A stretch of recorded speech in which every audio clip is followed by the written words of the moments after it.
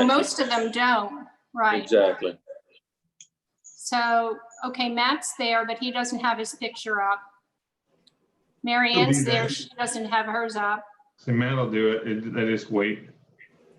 Here's Matt.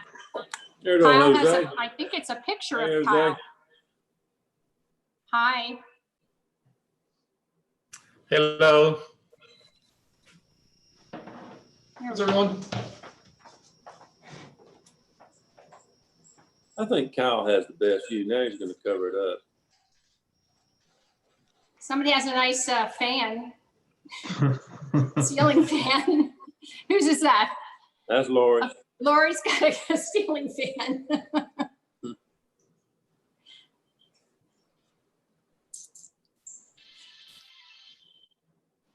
Since we only have the one item, I'm going to try and get through this with no glasses at all. So hopefully I don't have to say much, but I still can't see it. So I figured I'd give up the pirate glasses for one day.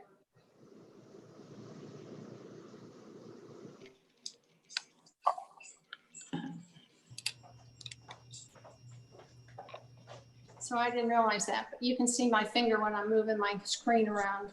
Okay, there's Hugh. Hi, Hugh. You have to unmute everybody, or do they have that ability, Brad?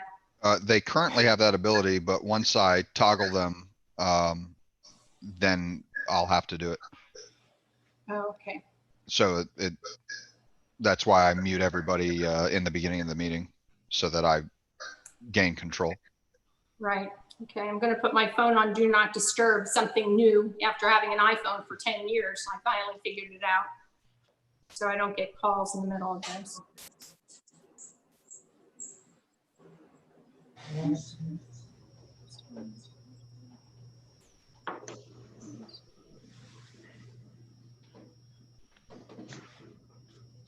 Although if I will say, if we don't have many attendees from the public, it is easier to allow the department heads to mute and unmute themselves. Okay. So I may just do that if we don't get any additional attendees. All right.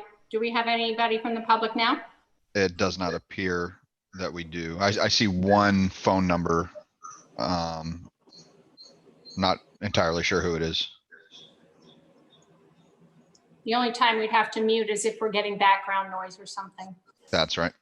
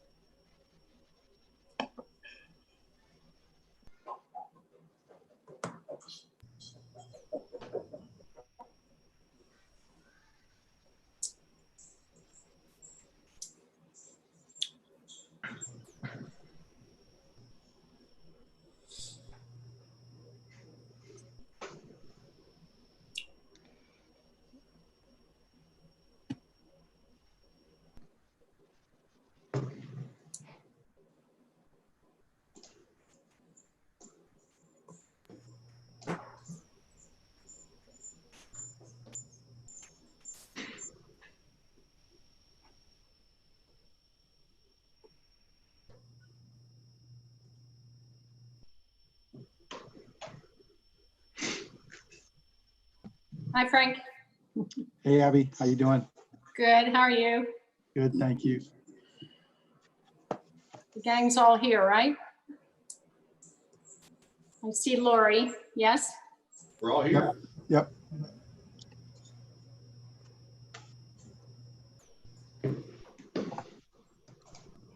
1 minute.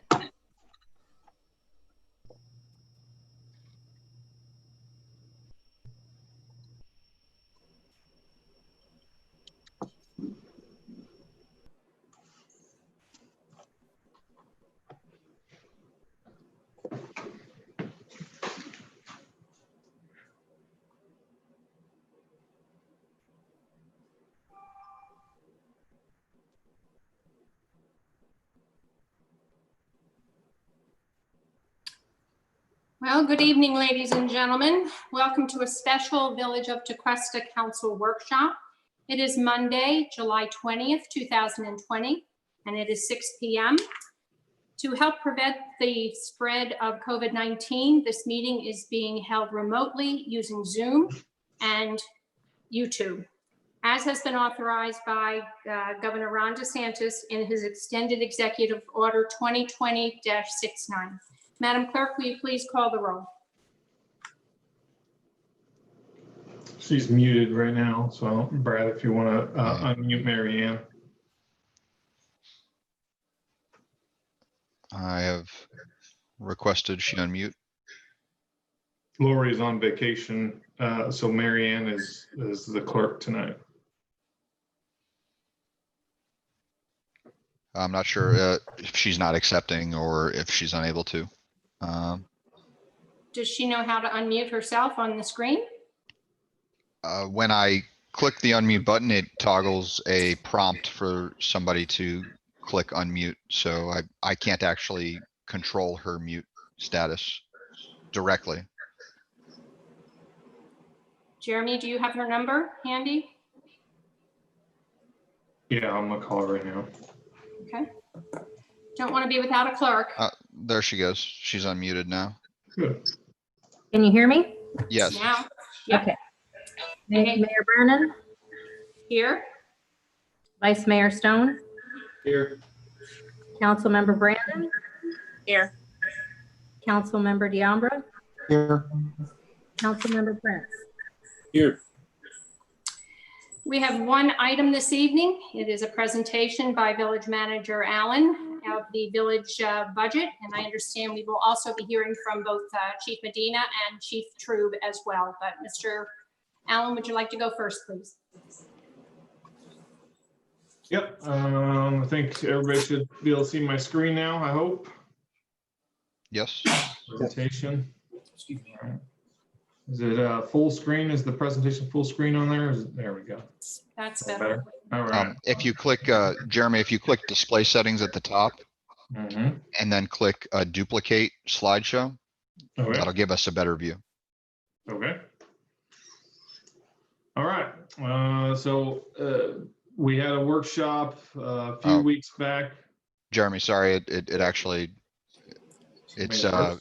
yeah, sorry, if you click the slideshow tab, Mhm. Okay. and then uncheck use presenter view, and then start the slideshow again. Sorry. How'd that do? Didn't change on my side. Yeah, it's not changing. Are you posting to duplicating your screen? Somewhere. What you told me to. No, Yeah. I mean, are you displaying to your large monitor in the office? Yeah, I got one of the presentation, the other side's it's large, it's just a large presentation. Let's try to do this. Now it shrunk. Yeah, I shrunk it to try to get out of there. Here, Let's do this. Let's try it.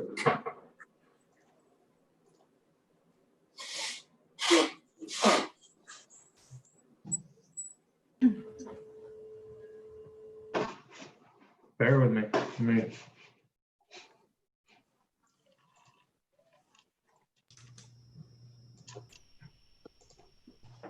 How about now? Nothing?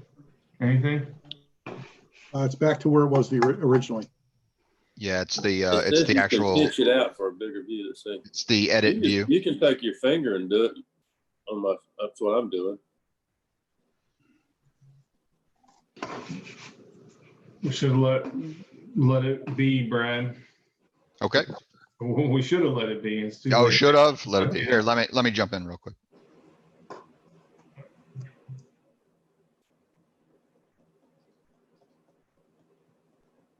Looks like it's been minimized too. Well, Brad's controlling it now. He's gonna make it work. It's all on you, Brad. Well, let's hope I can do something.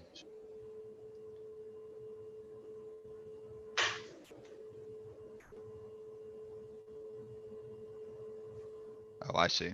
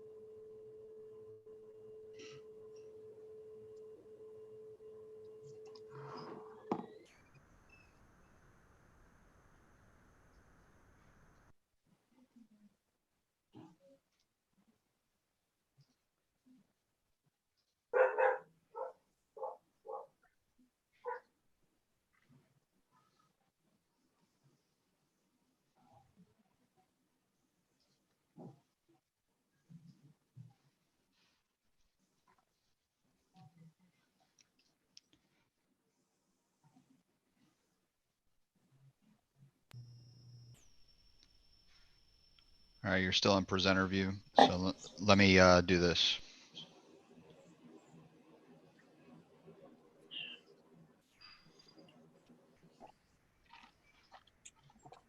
Sorry, one more second.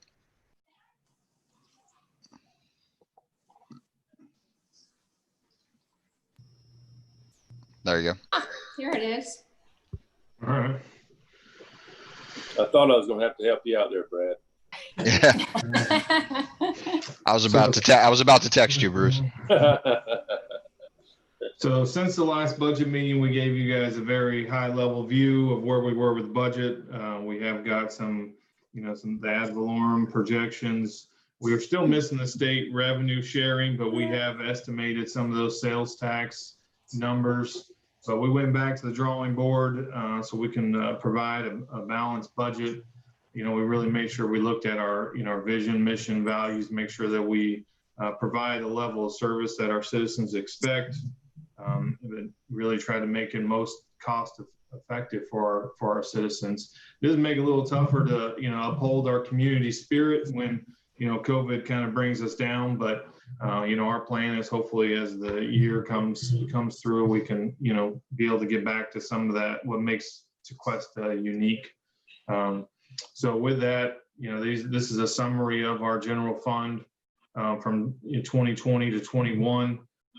In our other funds, you will see the dollar change of $898,000. If you will remember, we did allocate some of our salaries to the general fund instead of the way that we've done in the past, where we put some of the salaries into the water fund. We put the salaries into the general fund and brought the allocated balance from the water fund over. So it looks a little higher than what it typically would, but the net is a zero on the general fund when it comes to the salaries. Will you still see a 6% increase? The capital fund, you see that we do have an increase with some of the expenditures planned for this year. We have some additional funds with the water utility tax coming on board. The capital projects fund, you see the $208,000. That is the plans for architect plans for the community center that we're working toward. You should see that at council and P&Z in August. The water utility fund, you see from year to year a pretty significant drop of $741,000. A big part of that is the water meter replacement program. we estimated close to $1 million on that. That project is coming to an end, so that expenditure is not there in this year. The refuse and recycling, see the difference. We have a contract with Waste Management, and there is an automatic increase in there that was approved over a 5-year period. I think it'll escalate. I think it's 2% a year or some. There's a formula for that, so it's just above 2%.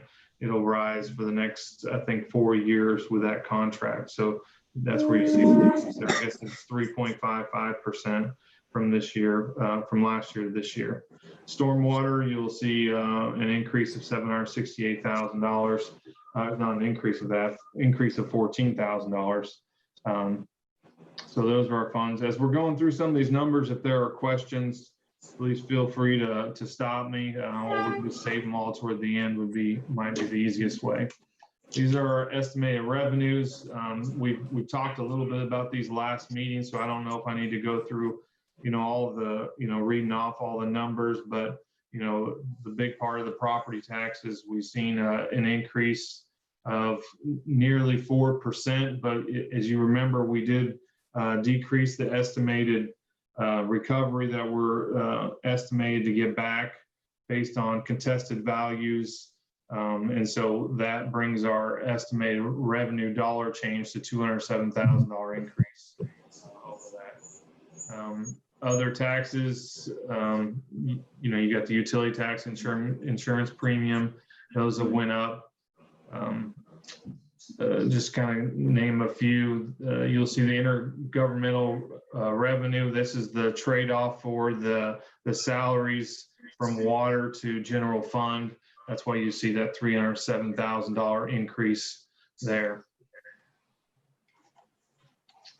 This is just kind of a bigger picture pie chart view of those same revenues. A big part of our revenue is property taxes. This is the breakdown by department of increases, decreases. You'll see very minimal, I guess, changes in some of these. The ones that have a little bit larger ones is like finance. They have a 58% increase. They did not raise their budget by 58%. This goes back to some of those accounting changes that we made. They had our senior accountant, our assistant director, and our finance director were all had half of their salaries coming out of water. What we've done is we brought all those salaries back in the general fund, and we just have an admin fee that covers those expenses. So they didn't increase their budget by 58%. So it's very similar to IT.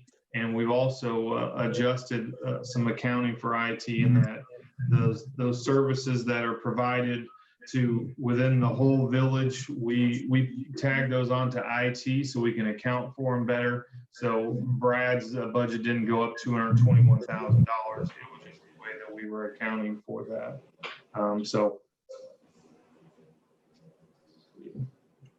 Major revenue sources, and so this is kind of the highlights. We do not plan on an increase in millage rate this year. Property tax revenue is up 2.8%. Increase in insurance premium tax funds of $89,000. Public service tax, the water utility tax is $225,000 increase. Increase in admin fees. Increase in state grants of $100,000. I know Greg is working on a few. We hope to bring in a grant writer on board, hopefully the August meeting. So we are projecting hopefully to get some grants this year. The decrease in state shared revenue, we are estimating an estimated drop of 15% this year of revenues. We're hoping that the state will provide a clearer number or their estimates by the end of the week. We hope they're at a conference now, I think, summarizing that. We've estimated 15%. I think last budget period we were at 5%, but we have came off of 5%, and we're looking at 15 at this point. And who knows what the state will come up with, but hopefully it'll be very close to that. Increase in capital lease proceeds, $319,000. We are estimating a decrease in licensing and permit. That'll really affect the building fund, probably more than the general fund.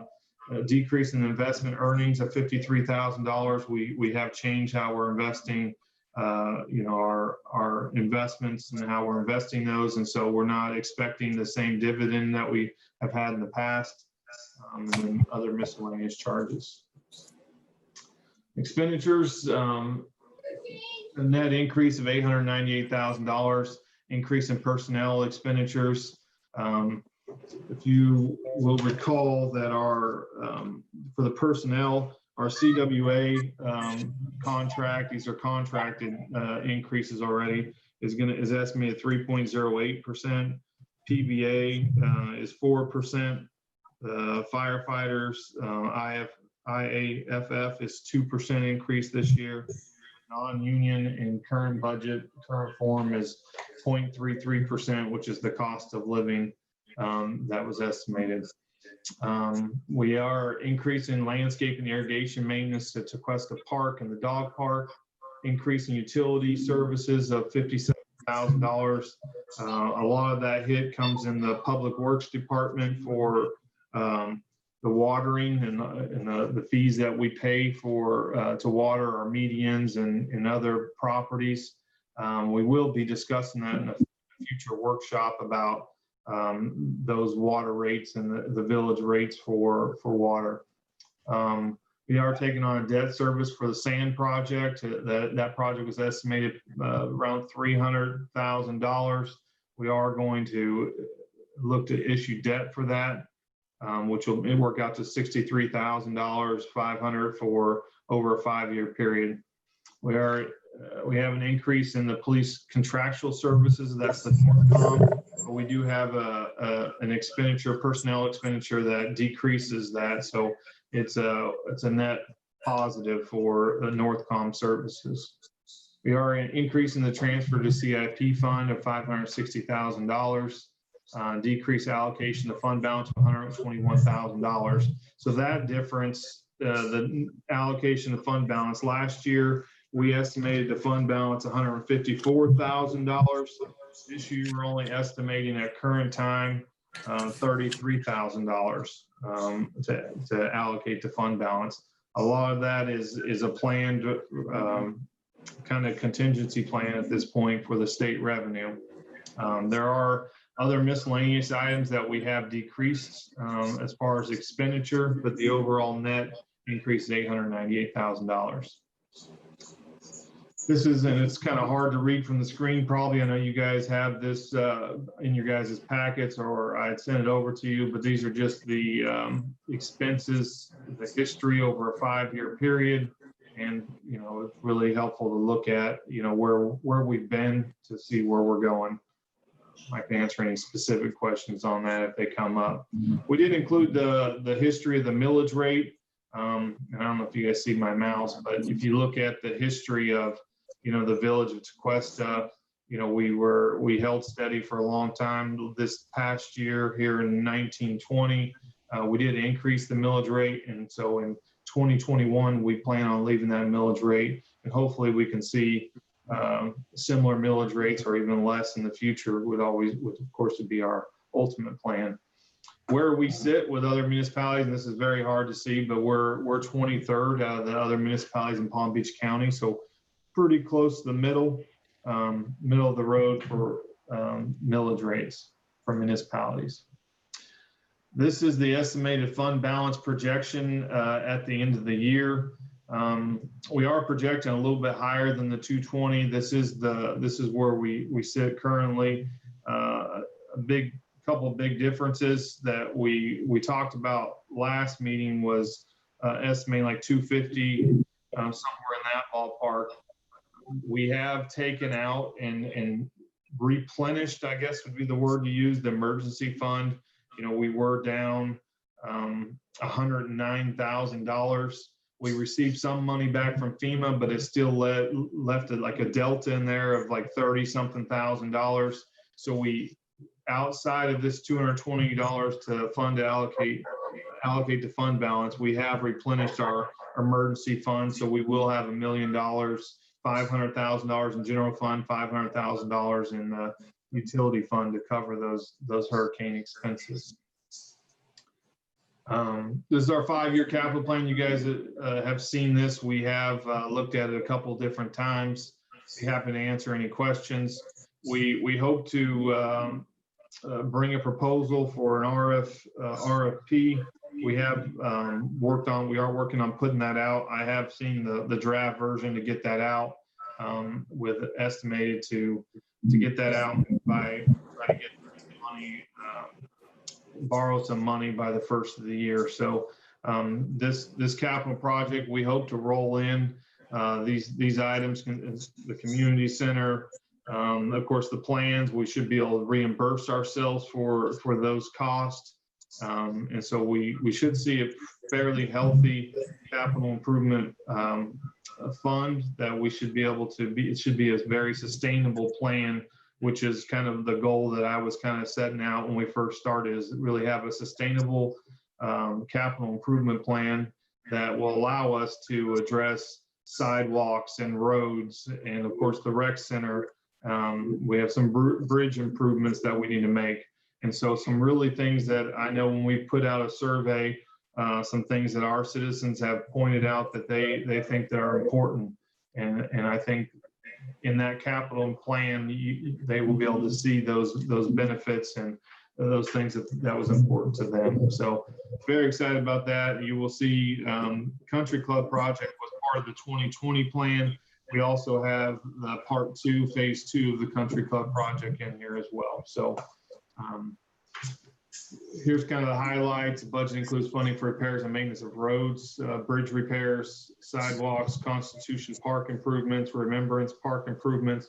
Those will be offset by some grants that Greg is looking at too. And then you'll see the Recreation Center planning design phase. This is the fund balance, the beginning fund balance, $549,000. This shows our revenues, and then a fund balance, appropriated fund balance.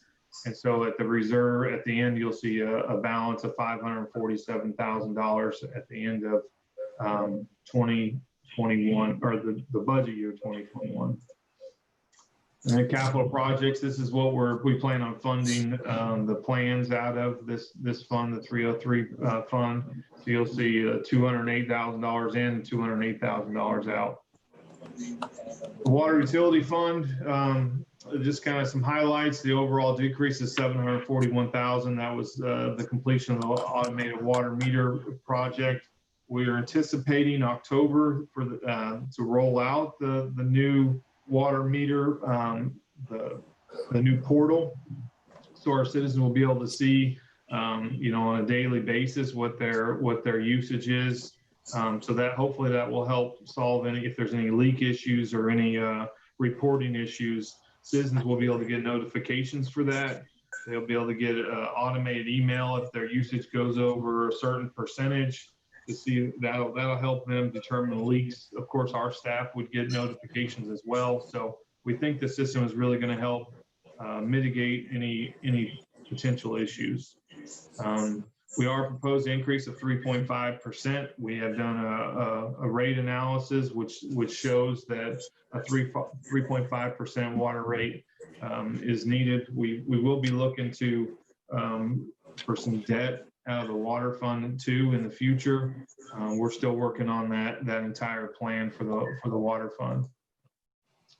These are a couple of the projects that are highlighted this coming year.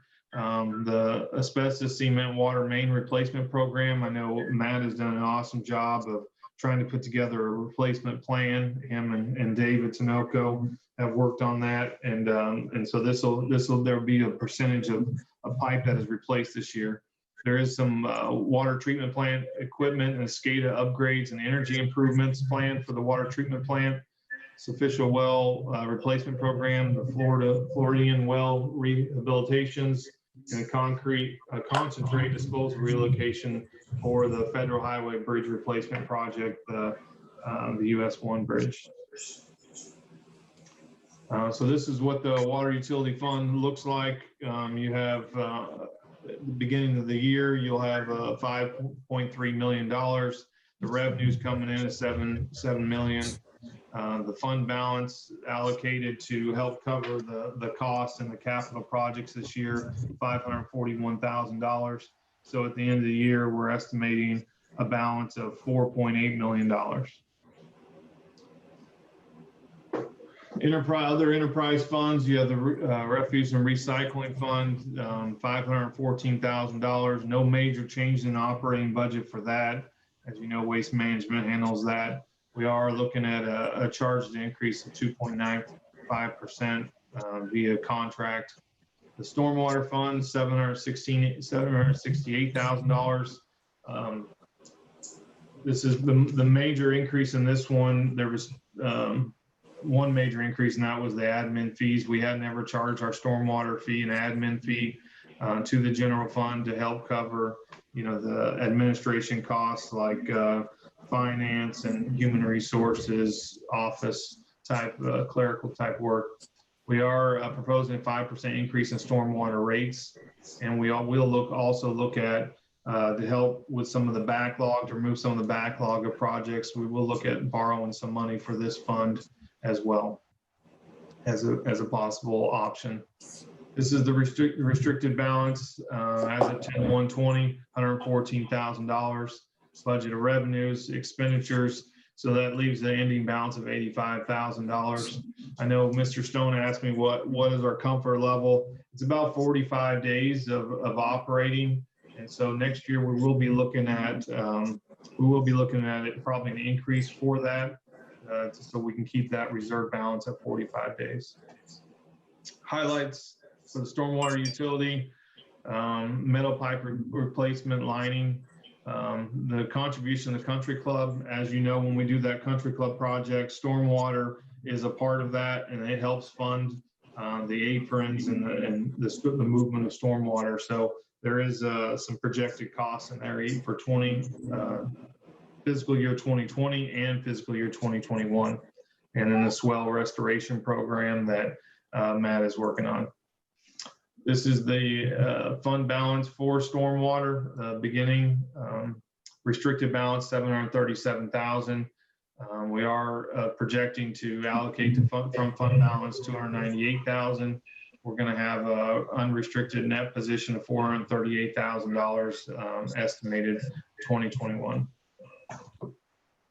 And with that, talked a lot, threw a whole bunch of numbers out there. If you have questions, want to go back to a slide, I'd be more than happy to do that. I think we can unmute you and even Matt to answer some questions about utilities. If there's specific director questions or department questions, I think we've probably got most of the department heads online. So with that, I turn it back over to you, Mayor.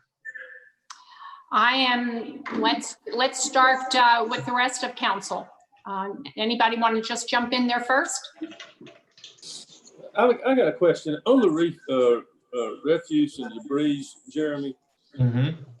Does that includes picking up all the tree branches and palm tree fronds and regular garbage, and plus all the recycling too? That's included in all that.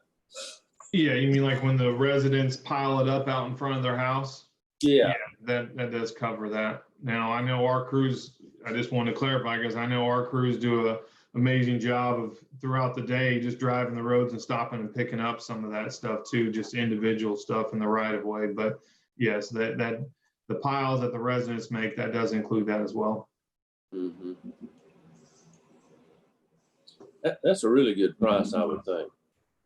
I think it's from what I've seen, we have a very good rate. I know Waste Management has been a partner of ours for a long time, and I've heard nothing but good things about our partnership. I rarely hear negative things. I've had some experience with Waste Management, not the company, but services that we haven't been as successful. They're very responsive to us if there ever is any issues. So I think we get a good value for that. I have a question. Most of these funds, we are going into their fund balance. We are doing some appropriations. Matt, do you want to address, one thing I remember that was said, even with the water plant, is that there had not been maintenance, there had not been repairs, there hadn't been things for many, many years. Is that why we are seeing this now? I'm asking Matt. Yes, Mayor. The biggest cause or generator of the 3.5% rate increase projected on the utility side is the asbestos cement, the AC pipe or water main replacement.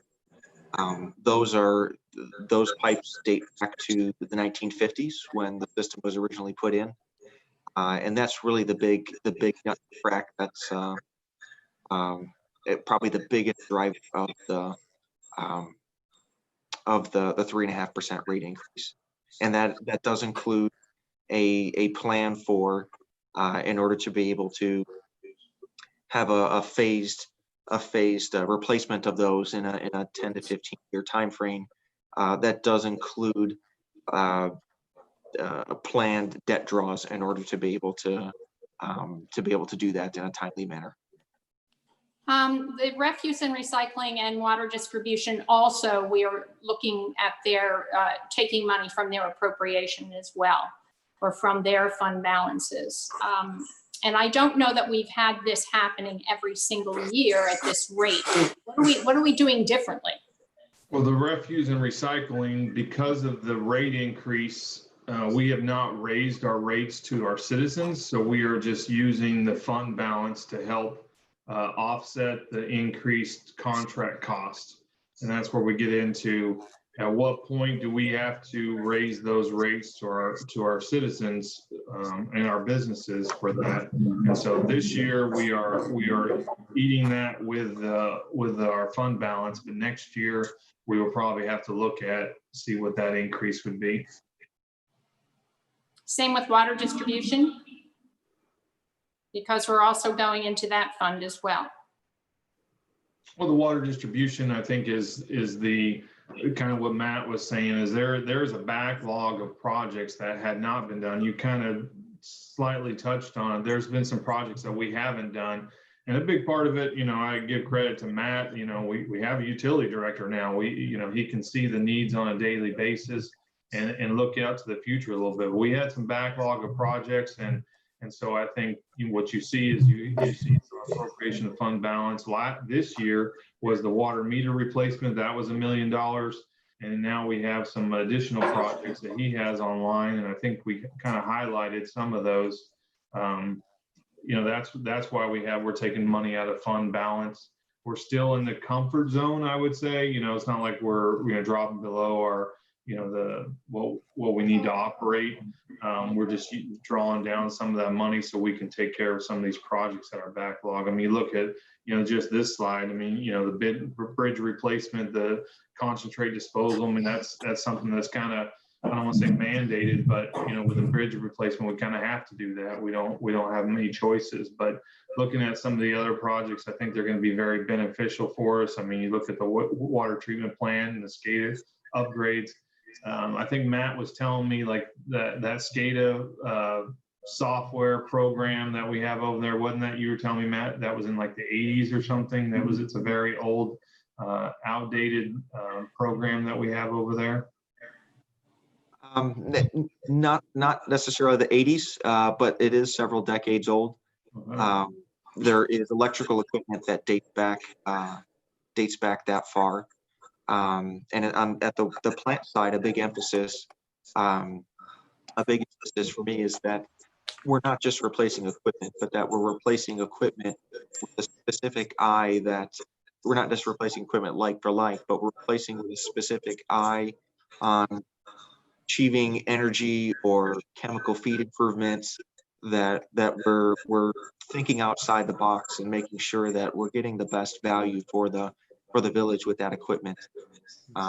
In Your Honor, I might add, regarding the fund balance, part of the analysis that we've been going through with the financial, the rate study on the utility side, actually both the utility and stormwater side, takes a look at the, it looks very carefully at the projected fund balance over a 5 and 10, it looks out to 10 years to make sure that we're balancing those expenditures and making sure that ensuring that we have both a operating reserve, an emergency reserve, and a renewal and replacement reserve, which they're all one money, but three different colors of the, if you might, to make sure that we're keeping a healthy cash balance.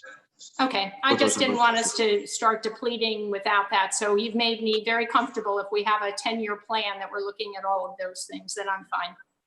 Yes, ma'am. Matt, with the new meter system and stuff on it, do you anticipate seeing a change in obviously more accuracy in the new meter system stuff, but do you anticipate a change in revenue or a decrease in revenue with these new meters? You know, this one's honestly, council member, I've wrestled with this one a lot. I know that the vendors will tell you that when you're replacing outdated meters, that you'll see an uptick in revenue, and I think that we'll see particularly on the lower flows, where the older meters, the positive displacement meters, can start running a little slower, and I think we will see some recovered revenue during with those lower flows. But on the flip side, not necessarily a boon for revenues, but in a bigger picture, it is a good thing. I think with the newer meters and leveraging that with the AMI system, that with the better information that we're providing to our customers, I think we're going to see more water conservation when we're able to provide that information of daily, actually not just daily, but down to the hour flows, that right now we can go out and we can download it off a meter, and I can generate a graph and provide that to the customers. But now once we have that stood up and can roll that out to our customers, they'll have that at their fingertips 24/7. And I do anticipate some water conservation on the demand side, on the customer side from that. So how those two balance out, I think that remains to be seen. The projections include the revenue projections assume that they're going to kind of net each other out. Mm-hmm. I don't see a huge swing either way, but those are the two big players that go into the any potential changes in revenue from the meter change out program. Okay. All right. Anything from any other council members? Yeah, Matt, I just wanted to, we had a pretty extensive conversation on the rate increases last time, and I don't want to repeat everything we said then, but we did have, 3-stage rate increases we talked about a few years ago, specifically to build reserves for the plant in the fields, but we didn't do anything for water distribution. And we talked about the fact that we didn't want to have a rate shock as we went forward to address the water distribution system. So I guess when we talk about this 3.5%, I know you said you've done a long range 10-year plan. I'd like to make sure that those numbers, the 3.5% really does meet the requirements going forward, because we don't want to come back and all of a sudden have to raise it 5, 6, 7, 8%, 2 or 3 years from now. The other question I have is, given the cost of money today and given the economic environment, is there any merit to trying to accelerate this process instead of having a 10 or 15-year plan? Is there some merit to maybe trying to move this along a little quicker? Yeah, those are great points, council member. So starting on the rate increases, the increases, I'd love to be able to put forward that cash funding or pay-go, it's sometimes called, funding, all of these pipe replacements right up front. We're really blessed that there's a healthy fund balance or reserve to protect the fund from emergencies.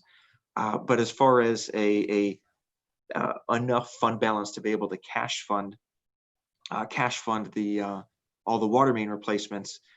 It's just not there yet. No, and I wasn't suggesting we cash fund. I mean, we're talking about, taking on some debt to address some of these Mhm. issues. And I guess I was just questioning, we're saying we've got a 10 to 15 year plan. I was just asking the question, does it make sense in the current environment to try and accelerate that? That would mean taking on debt, obviously, but if the cost of money is low enough, I'm just asking whether we've looked at whether that would be worth accelerating the project.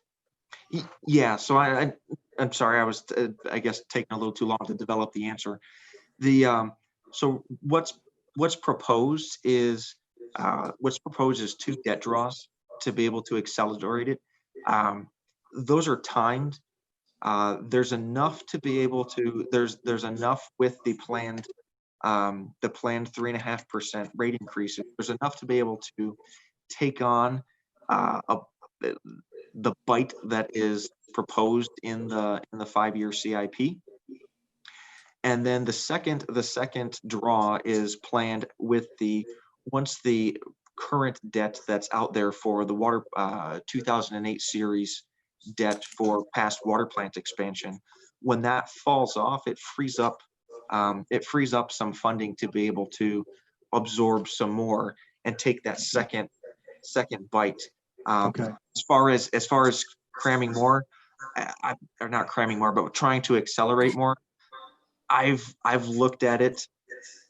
I've looked at it every which way to try to push as much into pipe replacements into the initial 5-year without putting us in increasing the risk profile of the utility to where there's no more cushion remaining. And so it's packed in as quickly as it can without going outside a comfort level as far as our being able to maintain our operating expenses and still cover our be able to cover our debt obligations. Okay. All right. Fair enough. A couple other things. Jeremy, I wanted to ask you the 2.7% that we're factoring in for ad valorem. I know you said that part of that was to account for or anticipate some challenges to the valuations. I think you also mentioned last time there was some issue too about collection. So would you consider this at this point to be a conservative number that we could possibly exceed? And we're just, given the current environment, we're just being cautious. Would that be a proper characterization? Yeah, I think but I don't think it's like overly conservative. I mean, we can only, by statute, we can only go to a 90, and collection rate is what I was referring to, lack of better word at the time, but collection rate, we typically have always estimated 96.2% collection rate. What we've done is dropped it down to 95%, which is the lowest that we can go by statute. And so I don't know. I mean, you can't go more conservative than that, but it's fairly conservative. But it's I want to say it was like a $98,000 difference. So I mean, we feel comfortable with it. Obviously, we hope that we're able to beat that. We think we can. I mean, 80% of our ad valorem for the village of Tequesta is residential, and only 20% is commercial. So we think we're in line. I mean, Hugh and I have had a couple different conversations about it, and so yes and yes, we hope that we will beat that projection, but we also feel like it's a good number. Okay, fair enough. If we're going to be surprised, we'd rather be surprised to the upside than the down, obviously. Right. A couple other quick questions. Has Waxahachie River District, have they confirmed the date that they're going to do the work on Country Club to allow us to move into the second phase? They have not given us a date. They gave an estimated season. So I think I'd have to go back and look at what was estimated. But I know Doug has talked to them. They gave us kind of a broad date. I think it was in 2022, I believe. But so yes. Okay, so it's going to be another couple of years potentially before we can get to that. Yes, and don't quote me on that date, but that it seems like in just on my mind, I thought it was still another 2 years before we were there. Okay. Because I know what you're referring to is to be able to. Yeah, we didn't want to lay it down and then have to dig it back up again because they came in and did their work. Right. So they're going to do a big project over there, and we want to try to coincide that project with what they're doing. Okay. And then the last thing I wanted to mention, and you and I had talked about this as well, is for the non-union, I understand we're trying to balance the budget here, but we've got union employees that are receiving, 2, 3, 4%. And we're talking about the non-union, once again, getting a very minimal increase. And as I suggested to you, I think we've had some significant increases to department head salaries, but we might consider separating the department heads from the other non-union employees, and perhaps, reconsidering what we would do for a salary adjustment for those employees. I just think that that's something worthy of our consideration, and how it might affect morale, et cetera. So I understand where we are in the budget currently. I know we've talked about this, but I'd like that to, be further considered as we go forward. With that,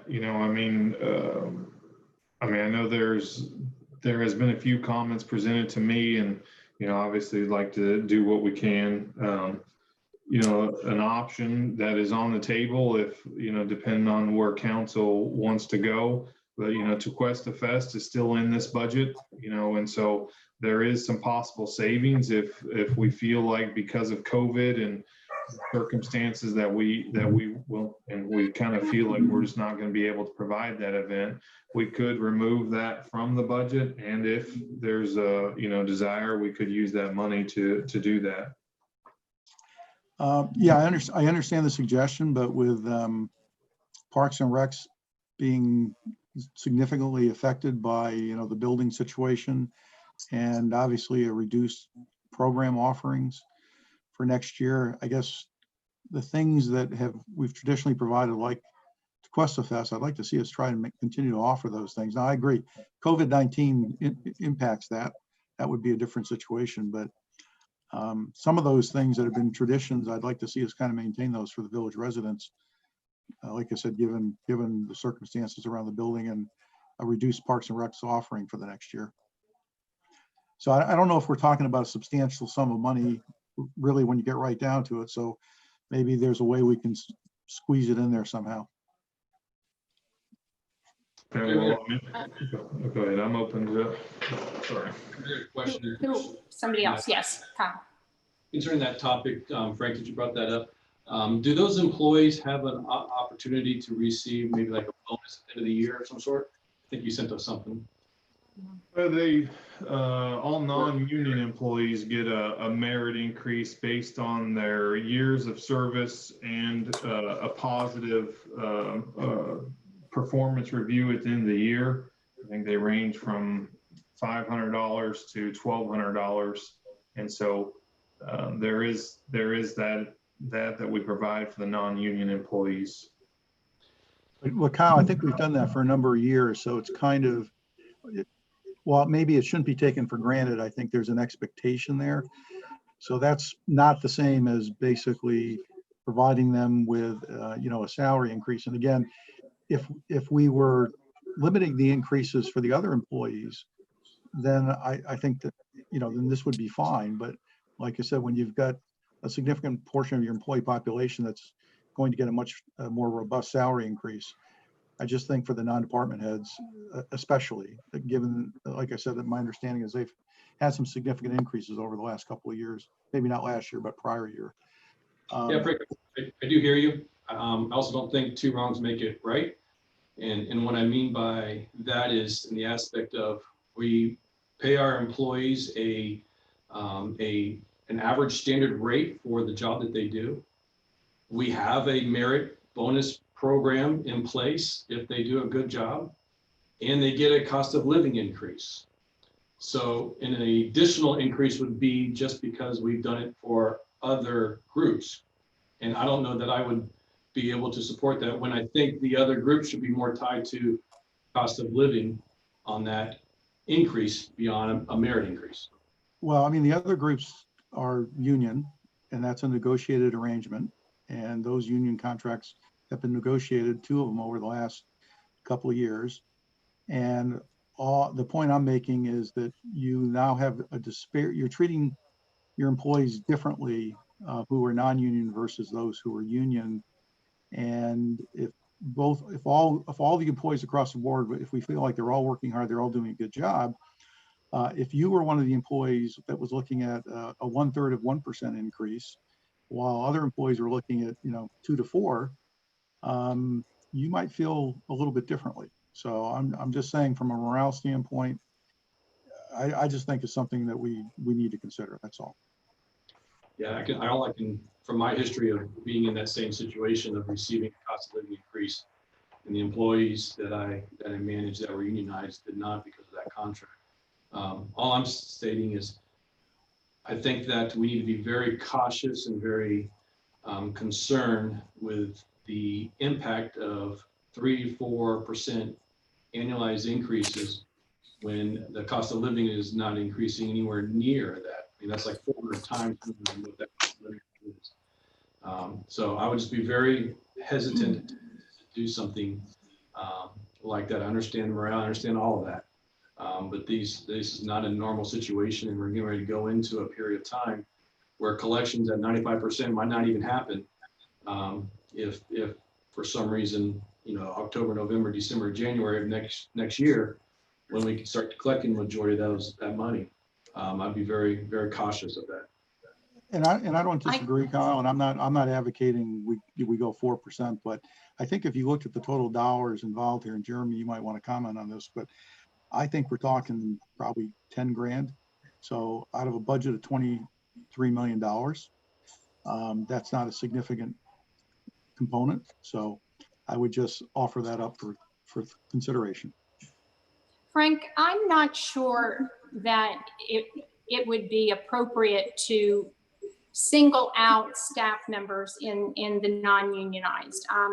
If you've got a department head that is working as hard, if not more, because of what they do, taking it on vacation, as we know, this, I don't know that I would want to do something different. However, what I would like to see happen is 0.33% is, I think, that's discouraging, I would say, even though it's the cost of living, it's discouraging. I'd like to see a floor put on that if we are at 0.33 or whatever, that the raises would not be less than 1%. It's not a huge difference, but it's at 1%, because I agree with Kyle, we don't know what's coming down the road in terms of making 3% raises for some of the people, because I don't think I think that's the right thing. I think they all deserve it. Every one of them would deserve it. I would make that case. But perhaps there is something that we can do that, because this is an anomaly. I've never seen anything like this with our CPI where it's at. But if we could at least have a floor that everybody knows, no matter whatever the situation is, that they would at least be getting 1% as compared to a 30.33. I mean, that's just another consideration that I wanted to throw out there. Philosophically, I don't disagree with what you said about differentiating, but I would add, I guess I would add two things. I've worked for companies where I'll call it the executive team, when things have been a little challenging, not because of the fault of the company, but because of the economic environment, but they're well paid. I've been part of that executive team that was well paid. So we felt like it was more important to get the increases to our rank and file, so to speak, than it was for the senior level people. So we did differentiate in those circumstances. The other thing I would add is that we know that there were significant increases that were given to, I think all the department heads, but again, I could be mistaken, but department heads 2 years ago that were very substantial. And that is one of the other reasons I'm suggesting that perhaps in this particular year, not as a general rule, because I agree with you, Mayor, but in this particular year, maybe there is some merit to differentiating. So that was my thinking behind that. Mayor, would you support a ceiling when interest rates go up? When what goes up? So the cost of living went up, would you be in favor of having you're in favor of having a floor, would you be in favor of having a ceiling? No, I don't think so, Kyle. If the CPI is going up, these folks would need, I believe, they would need to keep track with that. But in terms of a year like this, which I hope we never see again, I would just like to see, a floor. I wouldn't support a ceiling until, I think we'd have to look at this. First of all, we don't have a policy for it being tied to CPI. That was, Jeremy, if you're out there somewhere. Yes. I'm still here. That was what you basically brought in. That was not how it was done before. So I don't know, Kyle, that we're absolutely tied to this. How was it done before? It was, they always had the same as the CWA. So CWA had 3%, the all of the non-union workers. I should say it tied into that. That was how I've seen it for 10 years. And Kyle, if you go back to when we were, we had the downturn in the economy, I think there was a year where we actually had 0% increases. So, because actually at that point in time, the CPI was, well, incomes were going down. I don't know if the CPI was going down. So, I mean, we want to have that flexibility to be able to address the economic environment. I'm just making an argument for this particular year only. Okay. Yeah, I just have an all-around concern about it. From the perspective of the residents, if you're not willing to put a ceiling in it, then you probably shouldn't put a floor in it. Because if you put a floor in it, that's to the benefit of the employees and to the disadvantage, to a lack of a benefit to the residents in that aspect. Clearly, there's other things tied into it, but that's who's going to end up paying for it. When I think it's more important that you do something very systematically and very consistent, that is tied to a financial scenario, because interest rates are going to be low for a long time. And I would not be surprised next year if you see interest rates and cost of living somewhere around the same amount. And even putting a floor of 1%, that's 300 times more than what the current cost of living increase should be. Throwing 3 to 4%, it's even greater, and that puts a major burden on the taxpayers of our Village of Cuesta if that continues year over year over year. If you look at our budgets and our expenditures history, I know Jeremy put up a slide up there, it continues to increase. The wages and labor continues to increase exponentially, much greater than cost of living. So there at some point, there's a breaking point, and we got close to it a year ago, when our fund balance was getting close to estimated being around $400,000 if we didn't make any changes. We're pinching pennies to a certain degree to be able to fund our water distribution and our stormwater, because we've been paying salaries and increasing salaries after salaries. Frank, you mentioned it 2 years ago, before the previous manager left, and the council gave them, the staff, a big increase. Kyle, the council did not do that. The manager had it within his own authority to do that, and he did it actually without informing the council of the actions that were taken. I just wanted to correct that. That was something that I think the council at the time was surprised to learn. But again, I don't know that even the mayor, I'm not advocating a floor as a policy matter, and I don't know that Mayor, you can speak for yourself. I don't know that you were either long term. Again, I was only addressing this one specific year, and this year only. So. Yeah, and I think I have to say this, when it comes to the staff and what the residents, I think, Kyle, when you look at the amount, because we don't have that amount in front of us, and I don't know if Jeremy or Hugh has any thoughts on this whatsoever, but we're a service business. And even in tough times, it's even harder to provide those services. So if I feel that if we have other areas in the budget that can be looked at, that maybe we can save a little bit on still, that I would want to do something for the staff who have been, doing yeoman work through all of this, regardless of if they're working from home 24 hours a day. It's I think, and this is what I've been, hearing, is that you're home, but you work at 2 a.m. sometimes. You just get up and you do it. You can work harder. So I would like to do something, even if it's floor, or if what Frank is proposing, and maybe it's not that amount, but I really do not like the 0.33%. I think that's a slap in the face. I really do. And I don't think the residents, quite frankly, would be adverse to us making sure that our staff, the service providers, were taken care of to the best ability. Yeah, so I would challenge you on whether or not they're being taken care of, if they're fairly paid for the service that they're providing. And in addition, have an opportunity for a merit increase throughout the year. Yes. In addition to all the benefits that the village provides. I'm okay doing something, but I'm not okay increasing something that is exponentially going to be increased year over year. And Right. that exponential increase, whether it just it creates a snowball that you can't stop. And we're getting to the point, and if you start looking at our largest expenditures with the police and the fire, it's going to get to that point to where I don't know that it is going to be sustainable when we're already we're ranked on as a municipality in their area of how much we're already taxing everybody. It's a high number. We're the 23rd most expensive municipality to live in right now in Palm Beach County. What? Where did you get that from? I don't know what you're talking about. Our slide that was just presented to us. The third most, I'm sorry, No, the no, we third. were- 23rd most expensive. Oh, I thought you said third. 23rd. Yes. Out of 40, how many? 30 something. 40. Or 40, just at 40. Yep. Kyle, here's what I would say about that, and that in terms of taxation. I would be more concerned about being in the middle if we weren't getting the best services for our residents.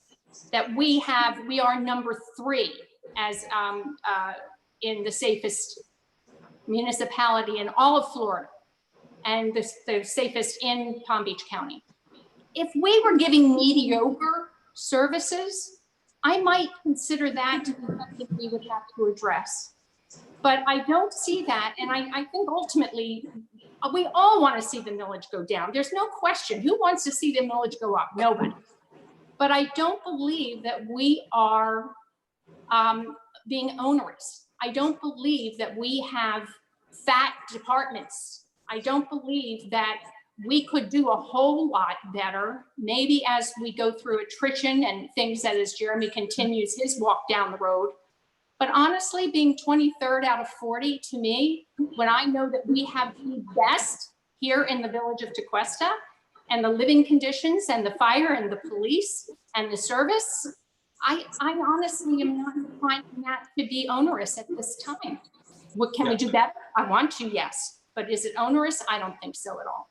And all I'm saying is I agree that we are getting great service and we have a great staff and we need to do everything we can to take care of them. All I'm saying is if we continue to give 1%, 3%, and 4% increases to our staff when the cost of living is less than 50 basis points, you're going to get to a point where we're no longer in the middle of the tax base within Palm Beach County. You're going to get to a point where your expenses are going to significantly outpace the revenue that is coming in. Yeah. Kyle, I think obviously contracts get negotiated with unions, and they were negotiated before the pandemic and before the current environment. But that's a bargaining session, and the councils, the last year's council, the council before that obviously agreed to certain contracts, and you don't always know exactly what that economic environment is going to be. But you're right. If you outstrip your revenue growth, you are ultimately going to have an issue. But so we do have contracts now in place that were negotiated prior to the current economic environment. In looking at the current economic environment and looking at those contracts, those increases are very healthy increases. I just want to make sure we're fair to the people who, again, we're working hard, and we don't want people feeling. And I'm not saying we give 3 or 4% increases. I'm not saying that. But I agree with the mayor that a 1/3 of 1% is kind of a slap in the face, and you're almost creating 2 classes of employees. So that's my concern. I think the other thing we got to look at when we look at where we rank is, as Jeremy said, we're 80% of our revenue is residential. We don't, if you look at the difference between us and some of the other municipalities, these are municipalities like Jupiter that have, huge commercial infrastructure, and they're generating a lot of their revenues from their commercial side, not just residential. That's a challenge for us. There's no question about that. But if you look at the difference between the millage rate on $100,000, you might be talking about $200 or $300 in taxes on $100,000 of valuation.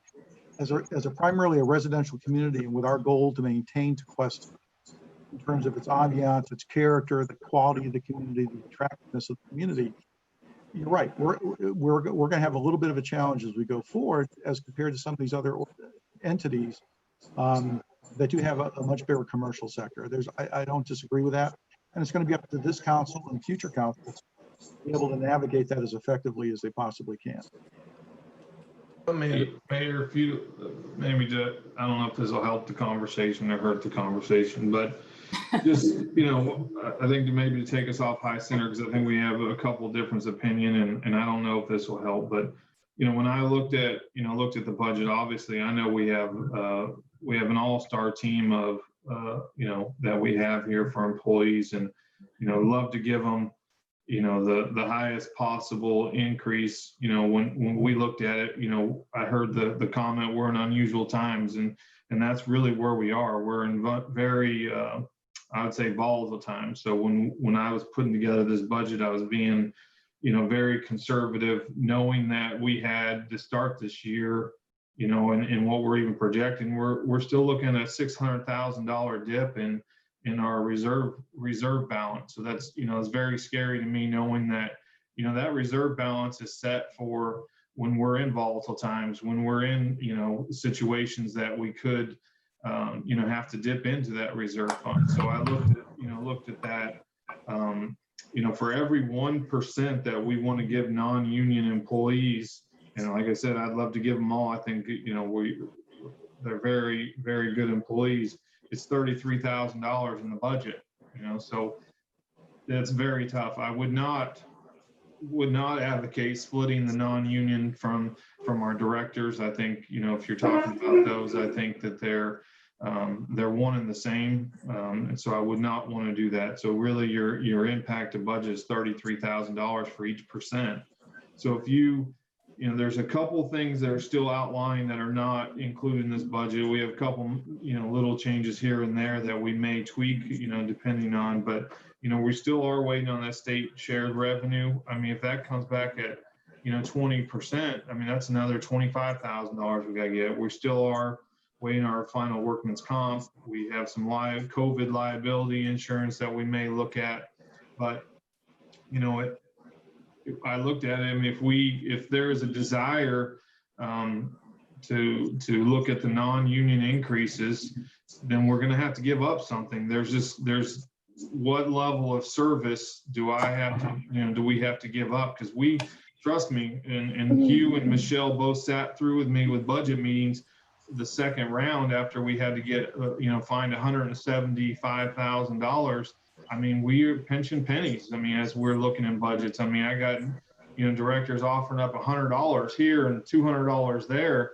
I mean, just to get $175,000. So, believe me when I say that, we're going to have to look at our cost of services. And so $33,000 for each percent, if we're willing to give up, Tequesta Fest at, $46,000 net difference with revenues and the expenditures, then there's an avenue there. But I will add one more point to what Kyle was saying, is there's a difference between a one-time expense and an ongoing expense that we're going to have to look at. And when we look at our 5-year projections right now, and my screens are kind of messed up, so it's hard for me to share that.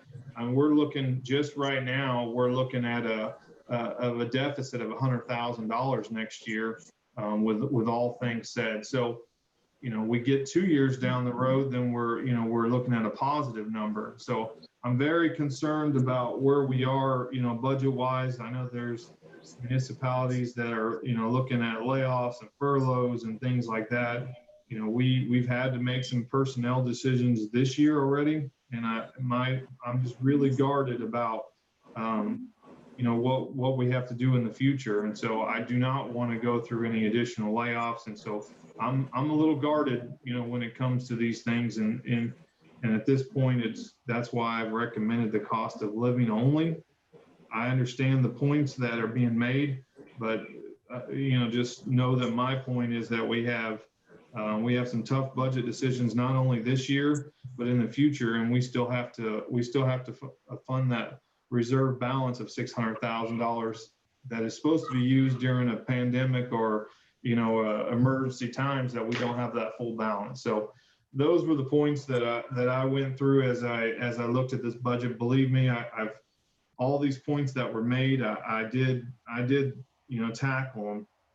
But that's how I ended up. Is we're going to have to look at a level of service in one of the departments if we want to get there. So that $46,000 for Tequesta Fest would get us 2% to the non-unions, but it's a recurring expense that we will have to move forward. And so in my budget, and this budget that I presented, not my budget, but the budget that was presented, that's why I only gave the CPI. So that was my justification for that. Jeremy, Well, Jeremy, okay, go ahead. Jeremy, let me ask you this. Are there no clauses in the union's contract? I mean, should hypothetically, the economy got worse than what it already is and our tax base is down, and we just simply didn't have the money. I mean, is there no clause in the union's contract that would tie that to the economy or the tax receipts and stuff that we actually bring in? I mean, you can't, if you don't have the money, number one, you're not going to be able to pay them. So, Well, this is you would think there would be some clause in there that would be predicated on revenue as well as, cost of living, of course. This is a question that's being kind of tackled around the nation, Mr. Prince, and there's really, you can negotiate with the unions and hopefully sit at the table if there was a true issue. I mean, there's options. I mean, if we're not successful in those negotiations, I mean, you can, the management has the rights to lay off employees, furlough employees, but we unless they're willing to come to the table, typically those union contracts are their contract and you have to live up to those. And so the answer is most likely no, but if they're willing to come to the table. But I would even, I would struggle with that one too, Mr. Prince, because, we have our frontline employees that are here and they're here every day during the middle of a pandemic working. I would hate to, at this point, where we are in budget, I'd hate to ask for them to take a pay cut in this situation. So I'm not advocating for that, at this point, but I think it would be an extremely uphill battle anyways. The contracts as currently written, Bruce, do not provide for that. But Yeah. Jeremy, I appreciate everything you said in terms of the challenges that we're dealing with. But you also said something that just triggered a thought in my mind, which is you said there's a difference between doing it as a salary increase, which is then you have to incur every year versus something one time. So I'm going to throw out another suggestion then, just a suggestion, because we don't have to make a final decision on this evening. But we do have the merit bonus program, and that is a one-time payment. So maybe what we do is we look at, can we factor in, an enhanced merit bonus program for this year, still do the cost of living at 0.33, but use the merit bonus program so you're not building a recurring cost, and you make it a one-time payment, but you provide an enhanced payment to address the situation. Again, Does that eliminate Tequesta Fest? Well, I'm not necessarily advocating eliminating Tequesta Fest. Like I said earlier, I think that given what's going on with Parks and Rec and the reduced services and programs we're offering, I think things like Tequesta Fest, which really bring this community together, and it's a tremendous event. I think there's a lot of value to that. So, no, I'm not necessarily advocating that, but I'm just suggesting, you said it. You said there's a difference between one time and recurring, and that would be one way of trying to address it and make it a one-time situation. Well, I think the citizens of Tequesta would, forego having Tequesta Fest for 1 year so that we could pay all the employees that provide all the service and stuff for everyone every day, and so, I mean, I certainly would. I mean, these guys need to be compensated fairly with whatever, in my opinion, the cost of living is. And to me, it all should be done equally. I mean, moving forward, I mean, I would be in favor of whatever the union's pay structure is what all the other employees that are non-union should be tied to that contract as well, so that they're all treated and paid equally with increases. I mean, that's just my take on it. I just don't feel like that, you know, one should get one pay increase and another get another pay increase because they're non-union or union and non-union. So, and Bruce, I would absolutely support that, as long as the employees and the hourlies and all that was done at a fair compensation, and that their annual increase was tied to cost of living. agreed, exactly. That's what I was trying to say. So we're looking at the next contract negotiations that we would be if this is the way council wants to go, that's when we would be looking to tie it to CPI. Because right now in the middle of it, that's, as Jeremy was pointing out, that's a very, very tough ask. Well, I think that this is a lesson learned that we need to be very adamant moving forward in future union contracts in regards to pay, that if we have a deficit in our revenue, then it should decrease based on the percentage of loss of deficit.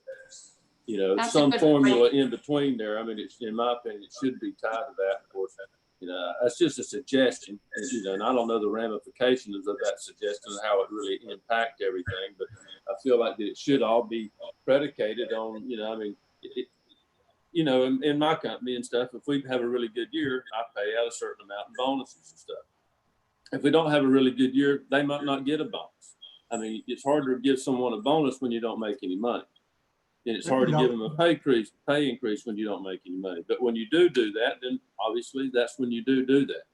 Yeah, Bruce, go ahead. Bruce, coming from the private sector, I concur with what you're saying, but obviously in the public sector, the environment's a little bit differently because you're just looking at revenues that are generated by taxes, and that's a reflection of economic activity. Exactly. I hear what you're saying, but again, you've got unions on the other side that are going to look to negotiate it from their perspective, and you know they're going to want some certainty around those pay increases. That's what they've always looked for. That's what they've always bargained for. So while philosophically it works in the private sector, and philosophically you could say would make logical sense, I don't, you know, again, whether you're the other party negotiating on the other side views it the same way, it's an open question. Yeah, we never had a pandemic clause, No. obviously, or anything like this. Anything.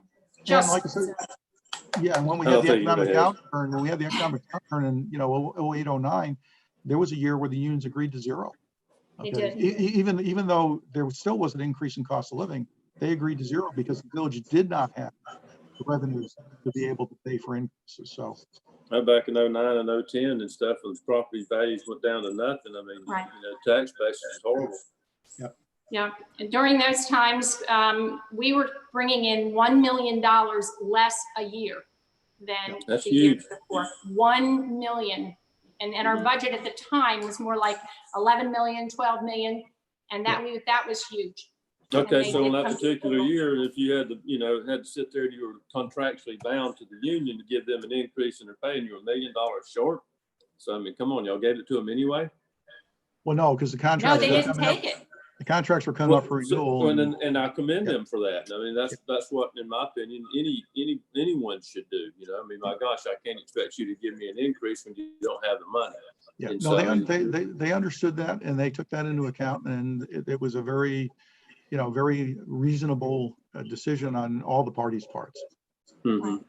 I think, you know, we began this conversation understanding that we were, from each fund balance, we were pulling from the general fund and reducing the amount from, you know, taking that appropriation and pulling more than what is already allocated there.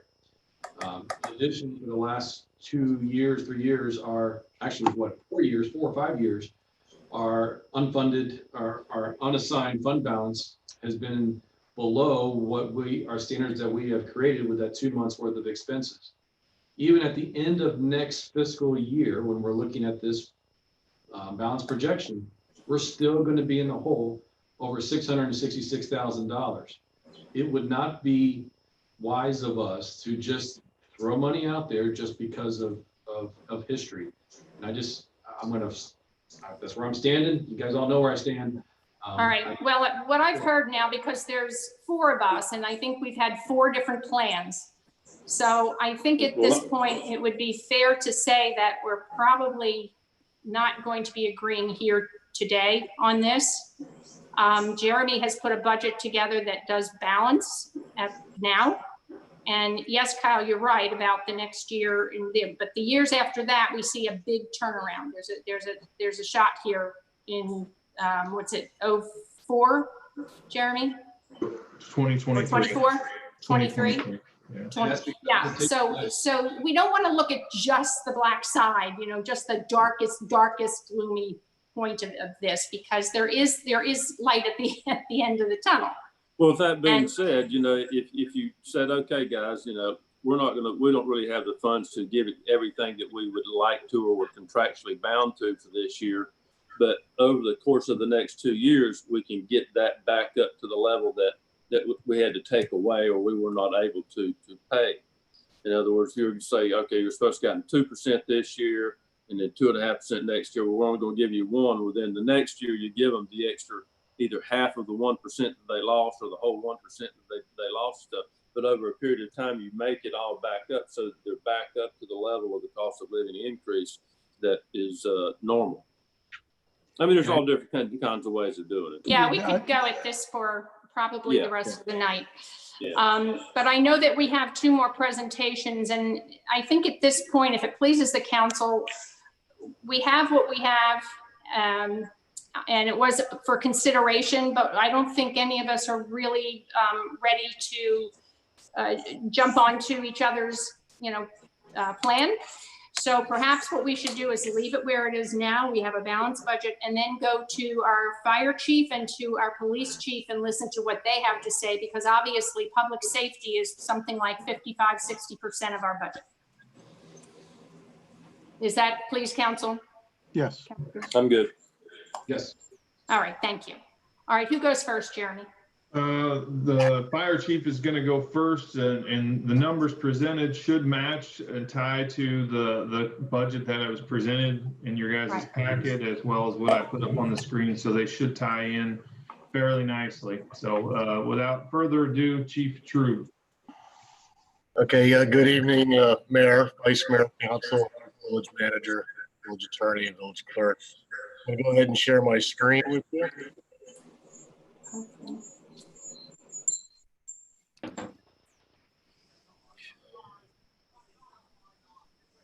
That looks good. Brad, how come he was successful the first shot? I'm just kidding. Trying to lighten the mood. Brad works next to me, so Yeah, I was gonna say my office is right next to his, so. Okay. All right, let's go. Okay, so I'm going to start a little bit by just giving you a little history on it, talking about why Tequesta Fire Rescue is really pretty great, and a pretty great place to work. First of all, we were voted in by the people of Tequesta. We serve the people. Ours is truly a service-oriented profession. We put that above pretty much all else. So the people voted us in back in 1993. A fire chief named James Wine was hired, and he created the fire department. Those first years were just about learning how to be a fire department. Very quickly, we expanded our services, constantly wanting to be on cutting edge technology and skills. Again, just in an attempt to provide better services to customers. So one of the things we did was we went and became an ALS department, sort of taking care of the medical needs of our community. We established that in 1995, and within about a year and a half took over transport. The next big move, of course, was to move to the new facility, and you can see the picture there of basically the shovels going into the ground. The next thing I want to talk about, you should be seeing a slide of our personnel there. One of the things you'll note there is that I put little numbers by everybody's name. That's the years of service of your fire department, each individual firefighter.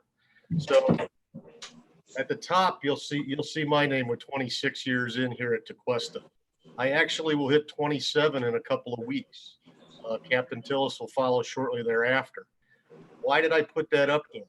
It's because I wanted to let you know what outstanding professionals and what type of commitment you have from our firefighters.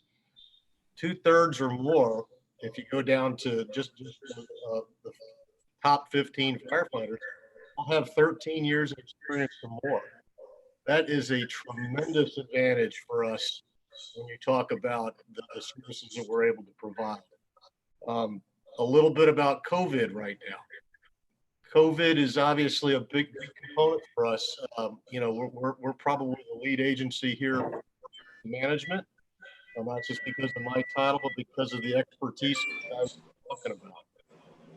Andre Dodd, a firefighter, 20 years on the job, our infectious control officer. Andre Dodd and I had conversations about COVID at the end of January. The end of January was when we initiated plans to start buying PPE and to get ready for COVID. This was not something that snuck up on fire rescue. We were doing that. We were putting out emails to senior staff as early as the end of January, beginning of February. These guys are true professionals. And it's that type of service, I believe, is what Tequesta really is looking for. The guys that go above and beyond. How else do we go above and beyond? You can look at a firefighter named Vanessa Allison, 18 years on the job. She's a go-to person when it comes to all these special events that we do. Whether it's what we hand out at the food truck rallies or how we present public safety information for COVID. My point is we have a lot of senior experience. Now, I've been pointing out obviously all the positive attributes to that, but I'm going to take you to the next screen. Personnel expenditure by category. Obviously, you see an increase there over the last 5 years. You see it consistently going up. Part of that is the fact that you do have the senior department. Those 2/3 of my department with 13 or more years of experience are all at the top end of their salary brackets. They're at the top end. This is a very cyclical business. So as these guys retire off, you will see a rotation of younger guys coming in that won't be at the top end of the brackets. The other thing you'll notice here, of course, let me see if it's this one. The 5-year historical overtime expenditures. Now you'll notice this year we've only got one number. If you look at the bottom, it says 120,700. That is because we combined the accounts. That's overtime training. It's overtime, and it's actually overtime for public education and protection detail. So that's an all-inclusive number. You see the big year at 142. That was the year that we went through the transition at fire chief. We had an extraordinary amount of FMLA and workers' compensation. And you see this year's number as well. So you see that we're trying to get control of that. Now, some areas that we are able to control is the training area. We have a great working relationship with Palm Beach County Fire Rescue, and we were well on our way to being able to do a lot of stuff in-house without it costing as much of overtime as we needed previously.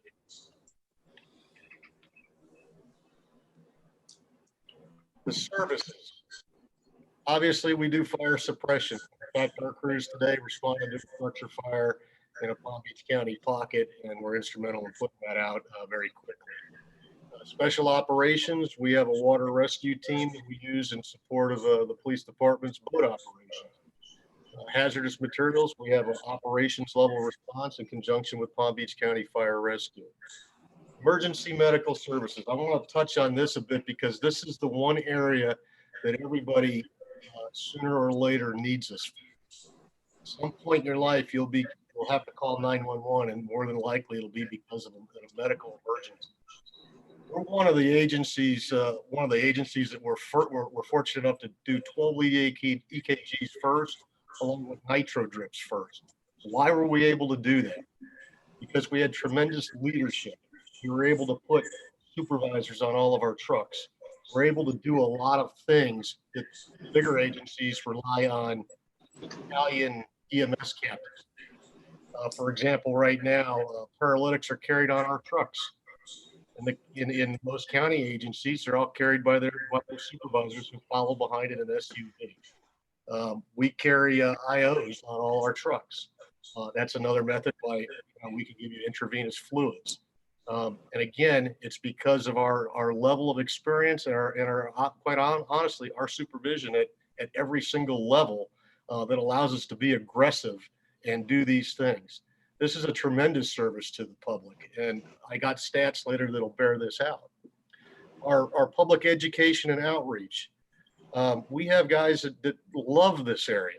We do CPR classes. We're going to bring in more Stop the Bleed classes.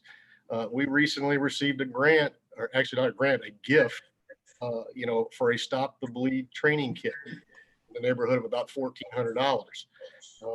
Our only requirement receiving the gift is to teach more classes, which we want to do anyway. I hope to pursue a grant to actually bring Stop the Bleed kits to most of the buildings in the governmental buildings. That is. We do smoke detector inspections. We're doing blood pressure checks, home safety inspections. And right now we're doing a whole bunch of the last one, emergency management coordination. So what does that mean? Well, you guys hear from me all the time. I give you a report every month, but every day we follow up with county EOC. It was 7 days a week that I was on conference call to 3. We do follow-up emergency management calls with the Fire Chiefs Association, with the EMS providers, with the state of Florida. So there's a constant communication and follow-up. Locally, we reach out at least once a week to all of our nursing homes. We reach out to all of our clinics. We reach out to Jupiter Medical Center. We produce a report that basically tells us exactly what's going on in our area. When we've had issues, that has been more frequent. Specifically with the nursing home, their directors have my personal phone number. They call me anytime, and they have. And that's the type of personal service that I believe council and the community expect from the fire department. That's the type of service we give every single day. Moving on, statistics. Well, in 2019, we had 1,220 runs with a 440 response time average over the last 2.5 years. So that's a consistent average over the last 2.5 years. I will tell you that we are routinely in the top 2 or 3 in the county in response times. Sometimes we're 1, sometimes we're 2. We're always right there. ROS rate. So ROS rate, 53%. That's return of spontaneous circulation. That means literally us bringing somebody back from the dead. 53% of the time in the village of DeQuesta since July of 2017, successfully we're been able to bring back circulation to a patient, to the hospital. I think that's an amazing number. When my career started, that number was probably less than 10%. We do fire inspections annually. Most fire departments do not get out to every single business. We do. All right, that's in part to our part-time inspector and also in coordination with our on-duty inspectors. 360 hours of training per year. That's what those are hours that help you get a good ISO rating, which leads to less insurance costs to citizens, across DeQuesta. The 30 major events that the fire department participates in every year or attends or protects. These are big events: chili cook-offs, DeQuesta Fest, fire prevention, all the food truck rallies, Strawberry Fest, the 2 open house, the Hurricane Fair, parades. The list was too long, honestly, to lay in here. So, in a nutshell, we like to be out in the community. That's the best time to see us because we get to interact with everybody, on a personal level and on a friendly level, rather than in the back of one of our rescue trucks or at the scene of a tragic fire. 5-year operating costs. So with doing all this, obviously there's a cost to it. So what we did here was, if you look at the bottom of your screen, basically you have all of my accounts that are more than $25,000. I had to break it off somewhere. Otherwise you'd be looking at a spreadsheet of an operating budget that you really could have easily pulled from finance. So What I'm going to tell you is this: our operating costs right now, the biggest area of concern I have is with vehicle maintenance. So that's both good and bad. One, it's that we have a contract with Palm Beach County Fire Rescue that covers the first $70,000. So that takes a big chunk of it. So when you see 71.8, that's 1,800 of ours, 70,000 of theirs. You see, a year ago though, we hit 98,000. We had a lot of costs that year, and quite frankly, I thought we were on pace to maybe approach that number again. We did have a little lull. I'm confident we'll be a little closer to this $71,000 number, and we'll have to see where it goes from here. But that's one of those things that I keep my eye on a pretty much a daily basis. Medical supplies have flattened out, and you can see most of the rest of the stuff. Just for the record, anywhere I put other, that's literally all the other accounts, anything that was under 25,000 all in one. So I know you're looking at that going, that's a huge number. That's literally every other account we have. Personnel versus operating. So this is the 5-year look at it. What's the difference? We typically are in that range between 85 and this year 88% is personnel. Yeah, I would admit not a super detailed study of surrounding areas, but the information I did receive back, everybody was between 85 and 90%. So I do think we fall within the average of the local fire departments that I heard about. And again, that's personnel versus operating. This year, we're projecting 88% for the year coming up, with 12% operating. So our fleet.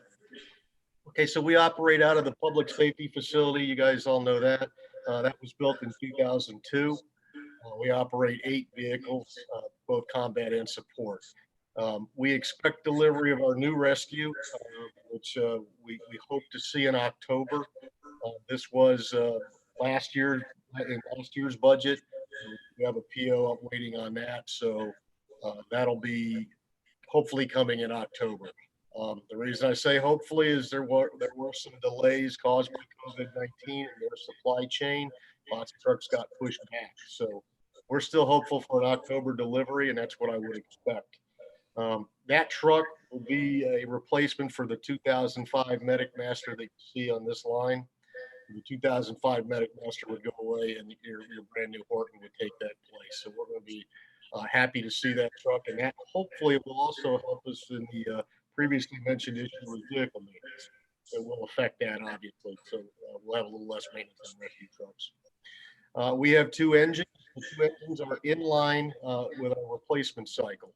So typically what we do with our engines is they are 10 years frontline, 10 years reserve. So these 2 trucks are in line as long as we replace, we hit that 20-year mark on the 03. So 2023. The truck 85 is a 1994 Sutton platform. This truck had a 25-year life expectancy. We are in year 26. Right now it is running, it is operational, and we continue to put maintenance into that vehicle to keep it. That's something we'll have to watch. Again, that is something on my radar. Support units, we've got the 02 Durango, we've got the 2011 Tahoe Chiefs vehicle, 2019 Silverado. The Silverado is picking up the bulk of the work at this point. The Durango will probably phase out here directly. We are going to receive a transfer from Public Works of an older Public Works vehicle that we hope we can use for the short run here. Okay, the capital improvement plan, you have already seen this. This is straight out of the manager's report. You will notice in the 2020, there's a few references to air packs and air bottles. Those things don't actually meet the definition for the capital improvement plan, as none of them are over $25,000. That's why you don't see any extension here. They are, of course, in my capital plan, as we routinely replace air bottles. It's something you'll see every year. As far as the fire department goes, you see the air compressor that we're requesting in 22, and It's a combination, both police and fire, with the replacement of the generator, the public safety generator goes in here in 23. The 300,000 you see under fire is the ambulance that we talked about earlier. So that's the 2020 Horton that we'll be taking delivery of in October. Okay, interlocal agreements. We have 3 major interlocal agreements. The Martin County agreement, I'm going to jump to first. It's our oldest agreement. It renews every year. There is no exchange of money here. They back us up, we back them up. That's how it works. The Palm Beach County agreement expires in 2022. It has a 3% increase every year, but again, it is expired in 2022. So that'll be something that we would negotiate again here just prior to that, I would believe. The town of Jupiter Inlet Colony and us have a long-standing relationship. We have been with Jupiter Inlet Colony pretty much from the very beginning. That contract goes all the way to 2033. So that one's not expiring anytime soon. That has a 4% increase built in for years 6 through 10, which we're currently in. Years 11 through 20 is a 6% increase. So when you look down the road at revenue, that is a case where we should see a little increase in revenue. We have a tremendously strong working relationship with Palm Beach County Fire Rescue and Martin County Fire Rescue. We've cultivated that over years. The guys I talk to on a daily basis, it's a first name basis. It's a lot easier when you have that. Prior to COVID, we were hosting training that they were sending all of their guys to. We had just hosted a high-rise training. We had trucks from all around Palm Beach County here at the facility. They were going to return the favor by bringing us down to the training tower and doing part 2 of it. COVID interrupted that. It will get back on the schedule at some point, but right now we're kind of at the mercy of the pandemic. We were also planning to host a water rescue class in April. That was going to be attended by departments from around South Florida. And again, back to that just as soon as the pandemic lets up. My point on this is we do have a tremendous working relationship with them. Communications is handled through Palm Beach County Fire Rescue Dispatch. So much like the police department with Northcom, everything is seamless. Once the call drops to us, all the trucks that get dispatched are on one channel. We're all speaking the same language.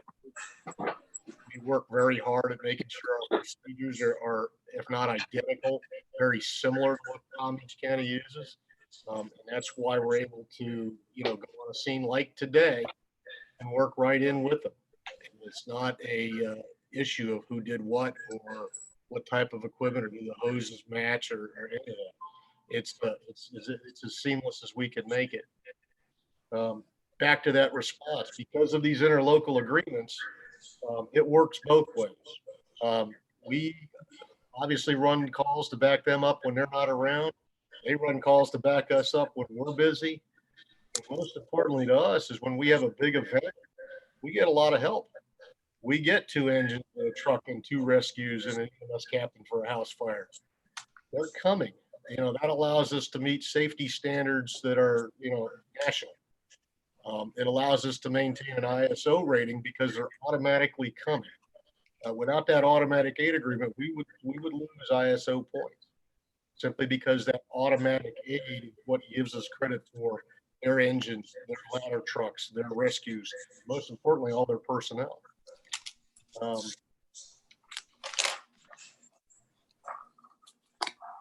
Revenue. Okay, so we talked a little bit about the revenue in the past slide. You can see we're projecting $1.171 million here for the current year. There's 3 primary areas of revenue. I mentioned 2 of them. One is the Jupiter Inlet Colony contract. One is the Palm Beach County contract. The 3rd biggest area is EMS transports. Those 3 combined with fire inspection fees and plan review fees make up the bulk of it. You can see that we've been pretty much just over that 1.1 for 5 years. with, again, slight increases this year.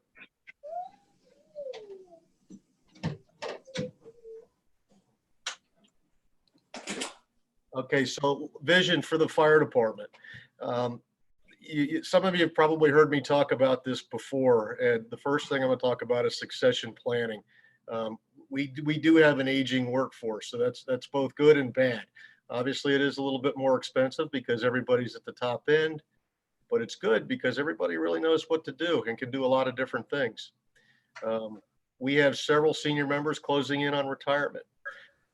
What I want to really do is strive to create opportunities for, officer job training and expand our skill sets of our firefighters so they're ready to take over in key positions when these guys, decide to retire for they've run their last call. Training improvements, and we were well on our way to doing all of this. Live fire training, quarterly training, and facilities training. We just had our ISO review. I don't have the final score yet. That's going to be several months before we get that. But I can tell you for probably the first time we actually hit all of our facilities training. We had 5 quarters in a row where we had done something in a facility. So that's a pretty big move on our part there. We're pushing hard on the quarterly training with our surrounding agencies. We continue to build strong partnerships with these agencies, and I see no reason why this won't continue. It's just to get beyond. And we would like, a long-term goal of our firefighters and myself would be to find a way to create a training site. Now, obviously, in the current economic climate, I realize this is right now is maybe a bit too far, but it would be a significant improvement to the fire department and our ability to do it here, and might actually help us eliminate some more of those overtime costs. Sorry about that. Pushed the wrong button there. All right, cancer and PTSD prevention. These were 2 big topics in the fire, for the firefighters for the last several years. Really. Obviously, a lot of legislation has come out on both subjects here in the last years. We've been moving pretty hard, and with council support, we've done quite a bit. Council approved the no smoke devices last year. We bought them on the trucks. We upgraded our bunker gear so that every firefighter has 2 sets. Again, with council support, that was able to happen. We have a fire call, they decon 1 set, and they let it dry. They go to the second set. So that's what the money is going towards, is preventing, cancer from getting into these guys that, put it on the line every day. We have the mental health chaplain services in-house. The bottom line is our greatest asset is our personnel. So we're continuing to look for more ways to protect that investment. And some of these, such as cancer screening and coordinating health services and all that stuff, those things are still very important to the firefighters, and some of those are in this year's budget. Fleet replacement, I've spoken to council a couple of different times about this, and it's evident when you see the vehicle maintenance costs going up and the downtime that we have with the vehicles, that this is something we have to address. Now, again, I realize the economic climate is what it is, but we have actually already started to address it. You obviously replaced the utility a year ago, and you're moving to replace the rescue this year. So that's the first 2 moves. We'll work real hard and see what else we can do on the grant side, and we'll continue to work with council and see what else we can do.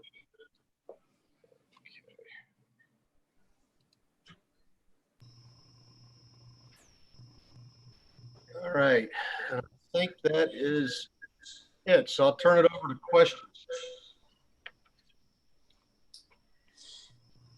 Who wants to be the first? Surely we have some questions for Chief True. Chief, I've got some tough questions, if you don't mind. Is that Mr. Stone? It is. Okay. Is there a slide you'd like me to go to? Yeah, can you go to your capital improvement, your capital plan, your 5-year plan? The reason I ask, I wanted to talk specifically about your aerial, your 100-foot ladder. Yes, sir. I know that it was in the past, you've had it on there and I don't see it anymore. Is there a particular reason? The aerial was removed. Quite frankly, it didn't fit within the 5-year plan.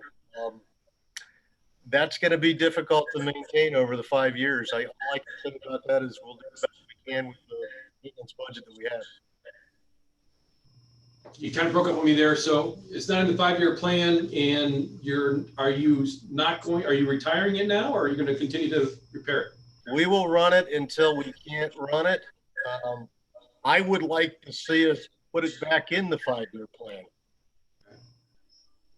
The other reason I asked, I noticed that you had a fire today, and obviously great job for getting there in a fast time and be able to not prevent that fire from passing on to structure to structure. I did notice a photo that was passed around, and I did see a ladder truck there. Can you tell me how it got there and where it came from? Yeah, that would be ladder 15. That came from Juno Beach. So that would be part of the automatic dispatch that you get for those types of calls. This was a Palm Beach County pocket, actually town of Jupiter. And is there a reason that the Juno truck came and ours didn't? We would be the first due engine for that area. So that depends on the way the county has their dispatch set up for that section of the area. So where does our ladder truck fall in that county structure? We do fall into it, but typically it would be on the other side of the bridge. Most of our calls to support the county would have that aerial down in the Jupiter area. All right. Thank you. I would recommend, if it's not there in the 5-year, and I noticed that some of our first calls ladder calls are being serviced by the other Palm Beach County. We got those contracts with them and that working relationship. I don't know that there would be a need for a ladder truck of that size, but I know we don't have to make that decision anytime soon, but just from now seeing it, I wouldn't put a lot of money into it, from my opinion. Mr. Stone, if this would help too, I'm in contact with our ISO representatives. Unfortunately, we couldn't have the face-to-face meeting when they were doing the review, but I do have a series of questions for them regarding aerial apparatus. Yeah, well, that'd be interesting to find out if that would lower our number or increase it, make it higher to get rid of it. As with everything, we evaluate all options. Even these plans, I have about a 15-year capital plan that I look at pretty regularly, and do move around on that from time to time. So some things get moved up, some things get moved back. It's an ongoing evaluation. That's what I can answer. Sure. Chief, what percentage of the calls you receive are actually for fire? Okay, we probably run 80 to 85% medical. I'd say 10 to 15% are fire or other. What's other? Car accidents, down power lines, hazmat. So to the mayor's point, I would view it as medical call, just like it sounds. Anything else is you're putting your bunker gear on. I think what I think the question is how. Again, we do have some taller buildings where the area would be needed if something were to happen. For example, Sea Glass is going to hopefully be built soon. That's going to be an 11-story building. But how often is the aerial truck actually needed? How many times have you had in the last 5 years need of an aerial truck to address a fire situation in Tequesta? Yeah, that number is going to be fairly small. I don't have it right here in front of me. It is something I can get if you need an exact number. If I was going to estimate over a 5-year period in Tequesta, was the question directly in Tequesta? Well, in Tequesta or an area that we're specifically responsible for, i.e. where either Inland County obviously doesn't have any tall buildings. The Palm Beach area that we actually get paid to cover, so that would be included as well. I think the number is going to be 5 or 6 times per year if I pull this. Okay. That is an estimate. Thank you. Any other questions for Chief Troop? Chief, I'd like to continue on with the personal expenditure by category slide. This is basically showing you, obviously, from fiscal year 2015, 2016, not operating, but personnel. Oh, personnel, sorry. You know, I looked at it from year over year over year. I mean, it's basically has increased roughly 30% with an annualized rate of almost 6% increase annually. So your cost of your personnel is costing you an additional 6% annually on average. Do you foresee that continuing? I kind of alluded to this, and I think in my my opening there, we do have a very senior department. So the firefighters move up really 2 ways. They move up through the annual increase that the union contract allows. They also move up in steps. So there's 2 moves that move them up. After you top out, you top out. You're no longer doing that. So I do foresee, you know, just through attrition here in the next few years, where the older guys are going to move off, you're going to have younger salaries, or younger guys with less salaries. So I just did a quick look at what Social Security has been paying, adding to their, you know, their cost of living increases. And over that same time frame, they've got an annualized rate of around 1.34. So you're averaging 6. Social Security is paying out 1.34. I'm okay paying that expertise and additional, you know, skill set that these guys might be getting, but that's in the tune of a little, you know, just a little over 4.5% compared to everybody else. That I'm concerned there's a disconnect there, and I know you mentioned it in the aspect of the amount of experience firefighters that we have, which is a good thing. This is my biggest concern at all expenditures for personnel, even on the non-union side. There's a disconnect to what our residents are receiving in cost of living, and I know that's been part of our contractual agreements. We need to be very careful about how we continue to move forward if it continues to exponentially increase at a very, very high level when compared to everyone else. Not really a question, but more of a statement. So I'm not sure if anybody else wants to jump in on that or not. I've got a question. What age or years of service do you have to have in before you're eligible for retirement? Okay, so typically it's 25 years and age 52. So you have to have both to actually retire. At full retirement. Drop, or they can continue on to basically full retirement.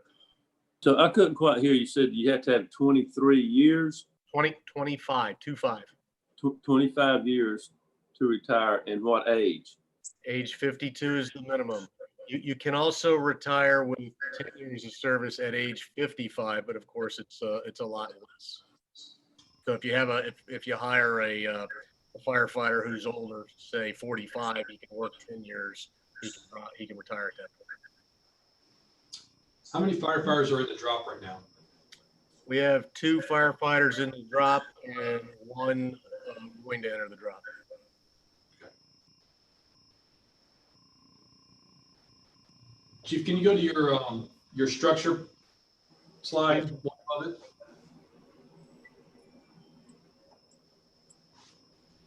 And this really stood out to me because I saw your post that you put recently in talking about the years of when the fire department began. That was fun, wasn't it? Very, very impressive, but I look at that structure and compare it to this one. What significantly changed in the services to add that additional people to your team? Well, you're asking about the number of personnel, or what's your Yeah, specific? so when the fire department began in 1993, you had 3 shifts. Yes, sir. And each shift had 3 firefighters and 1 lieutenant. And it was obviously you had a Fire Chief Winan and an administrative lieutenant. Yeah, that's correct. So now we've got. Well, yeah, I think I know where you're going. Lots has changed since 1993. I mean, that was 27 years ago. That fire department was brand new. You look at a supervision, standpoint, with the exception of the lieutenants shown there, every other firefighter there was a rookie. So we had all 3 of those firefighters on 1 truck. So we were only responding with 1 truck. That went on for a good, couple of years before we started to add in the personnel. And where we added the personnel was when we went ALS and took on the added responsibility of emergency medical services.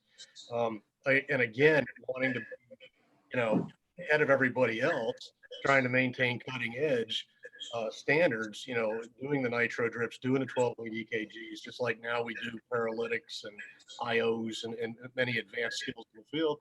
We added personnel, but also eventually added supervision to that. And that's really where you get the move up.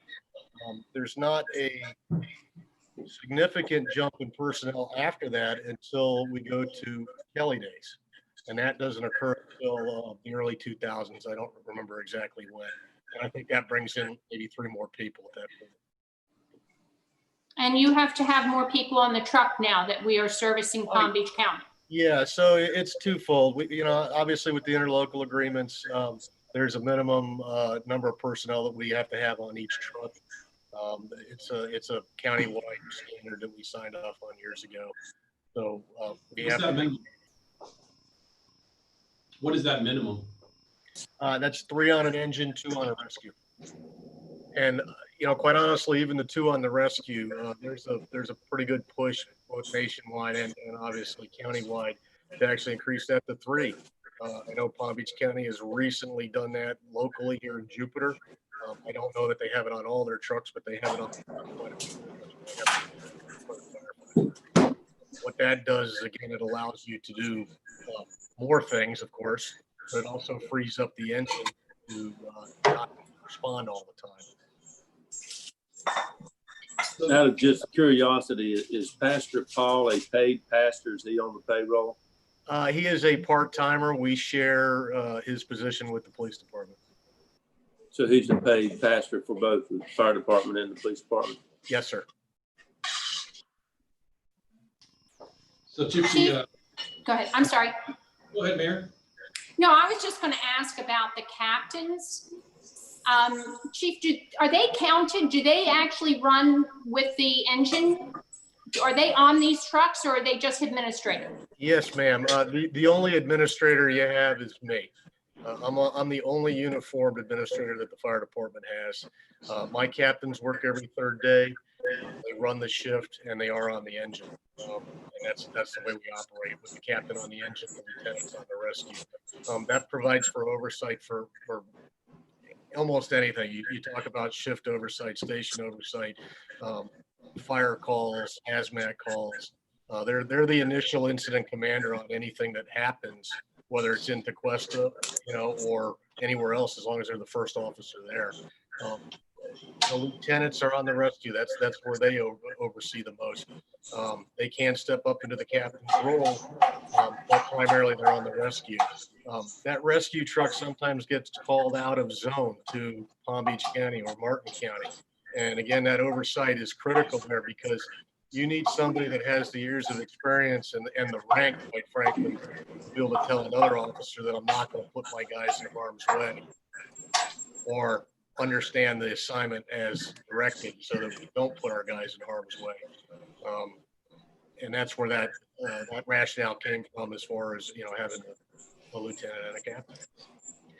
Additionally, our captains, they all have administrative function, but they do it off that fire truck. By that, I mean, as a captain, you might be assigned as a training officer.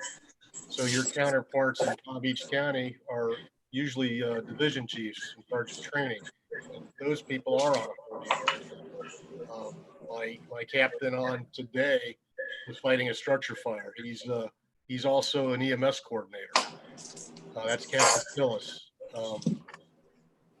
So my point is as a captain, you might be in charge of a call, you might be doing administrative support, but you always have to be able to break and get on that truck and go to the next call, go to the next emergency.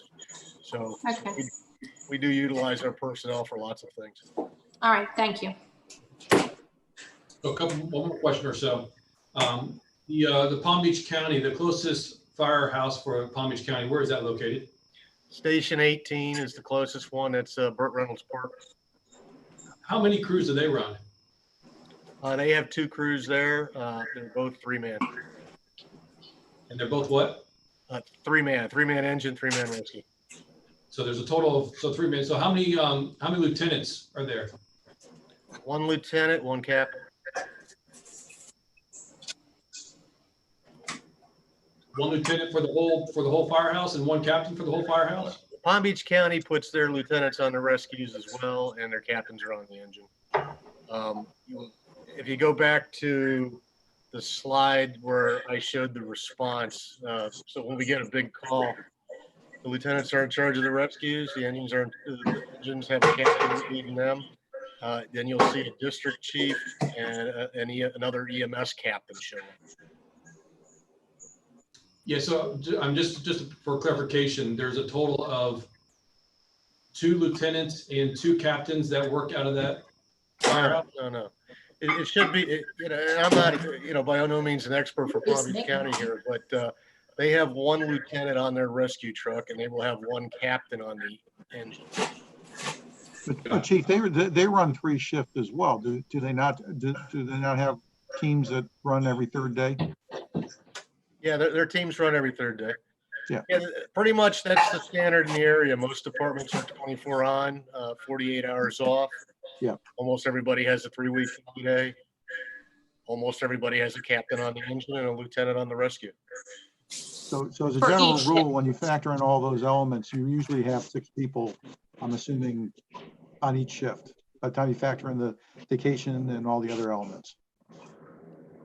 Okay, I didn't quite get all. Can you repeat the question? I was saying, when you factor in vacation and the other elements, you generally have 6 people on a shift. Is that correct? Yeah, well, about half the time. So here's how it works. You can see with the chart there, there's 7 guys on each shift. With a 3-week Kelly day, that means 1 person is off every single day, which drops us to 6. Vacations. If you look at my top 15 people there, they all have 13 years or more, which means they're all eligible for 4 weeks of vacation. So that's 15 months of vacation that I have to account for every year. My bottom 6 guys, I'll probably only get 2 weeks of vacation, but that's another 3 months of vacation. So if you just do simple math here, I have 18 months of vacation divided by 3 shifts, or 6 months of vacation constantly. That means that half of the time I'm at minimum staffing. That does not include any FMLA or workers' comp, which unfortunately we've been struck with a lot in the last couple of years. What's the maximum vacation time that you are allowed? Well, they're allowed to, at the top end is 4 weeks is what they accrue. I don't believe we have a cap on how much one can take if you've accrued it.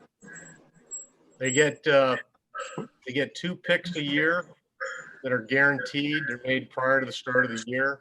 Everything after that has to be approved by the fire chief.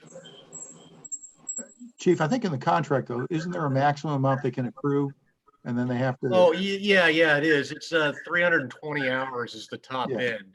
Yeah. So 320 hours on the accrual. Chief, do you know how much of your overall budget goes towards the chief, the captains, and lieutenants? I quite honestly didn't break that down. Do you have that number? I do. For your fire budget, it's around 37%. of your overall budget. And it makes up roughly 27% of the total general fund. All right, say that again. I'm having a little static, so I'm hearing about every third word I got. So About 37%, 27% of the fund, but I didn't hear the part yeah, before that. 37% of your budget goes towards supervision. Okay, And that represents 27% of the general fund. 27% of my budget? Of the total budget for the Village of Tequesta. That doesn't sound right, Kyle. Yeah, it didn't sound right to me either. It sounded a little high there. Not sure if maybe Hugh could maybe tell us if that's correct in the future or not. I'm not sure if that's, but that's the number that's been given. Are you including, I assume you're including everything, pensions, workers' comp, across the board, everything? Yep. Yeah, I'd be surprised if we were 27% of the total budget for 7 guys. I mean, the total budget, Kyle's, I think, 4.3 million, right? No. That's total budget for the Village of Tequesta general fund. No. I'm saying the total fire budget's 4.3 million. 37% of that would be about 1.4 million. So Correct. 27, that's not 27% of the budget for the village. Right. That's more like 10, a little over 10%. What is it that you're looking for, and we can provide it. We can provide it to all council. I guess you're looking for the admin on fire and what the total budget is, and we can get that information. What specifically are you looking for? That's exactly it. It basically supervision level, the total expense associated with each department. Each department with the police as well? Correct. Okay.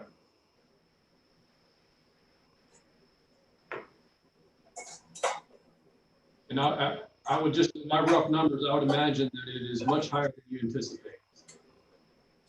But we'll get that cleared, I guess. One thing that I would keep in mind with fire, this is not an issue over whether, what the percentage is that fire is the one area of the village that does generate revenues externally other than from our taxpayers. Yeah, and that's on that last slide. Go back to it.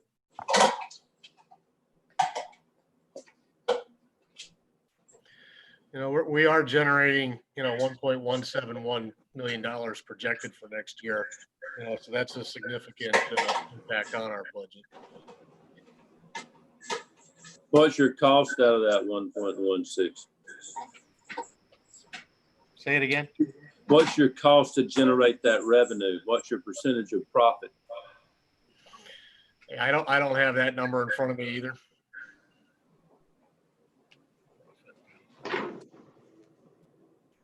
Okay, I guess.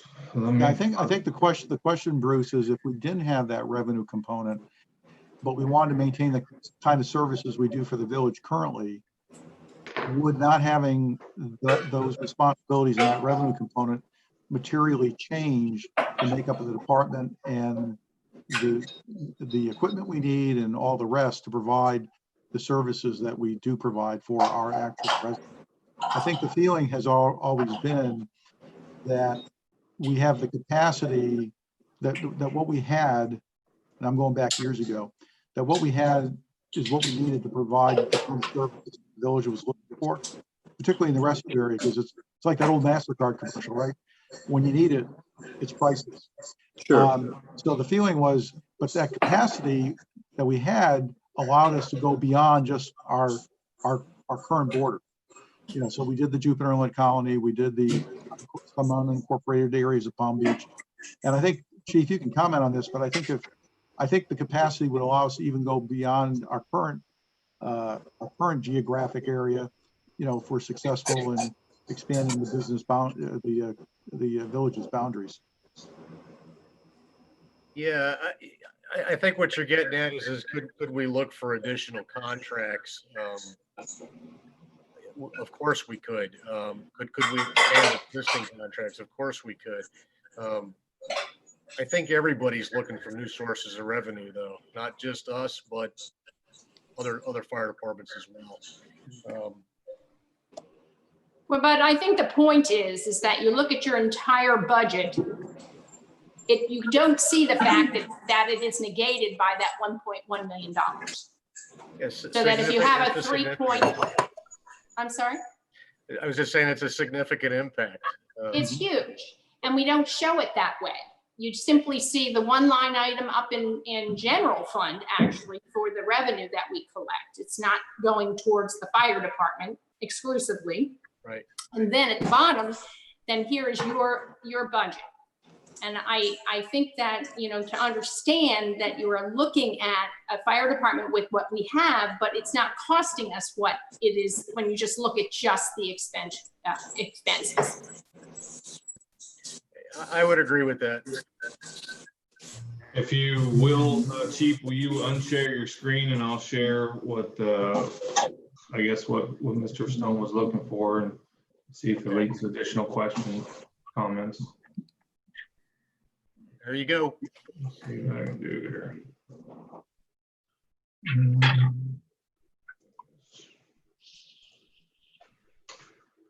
I'm guessing you guys can see that. So this is the, when I look at this, I would just be, very cautious with the lieutenants and sergeants, because those employees are governed by their union agreements. And so, what you're talking about is the lieutenants, assistant chief and chief and captains that with their salaries. But I'm sure everybody can see it. I don't know if I can make it bigger. My biggest concern, Chief, is that do you have the ideal structure for the village of DeQuesta? And is that sustainable with knowing that the possibility of interest rates and inflation staying low for a long time, and our guys continue to get paid very, very well? That's my biggest concern for the fire department, because I love what you guys do. I want to maintain the department, and I don't want to get into a position where we've got to start entertaining the idea of the county. So I want to really make sure that this is sustainable, and my concern is that it's not.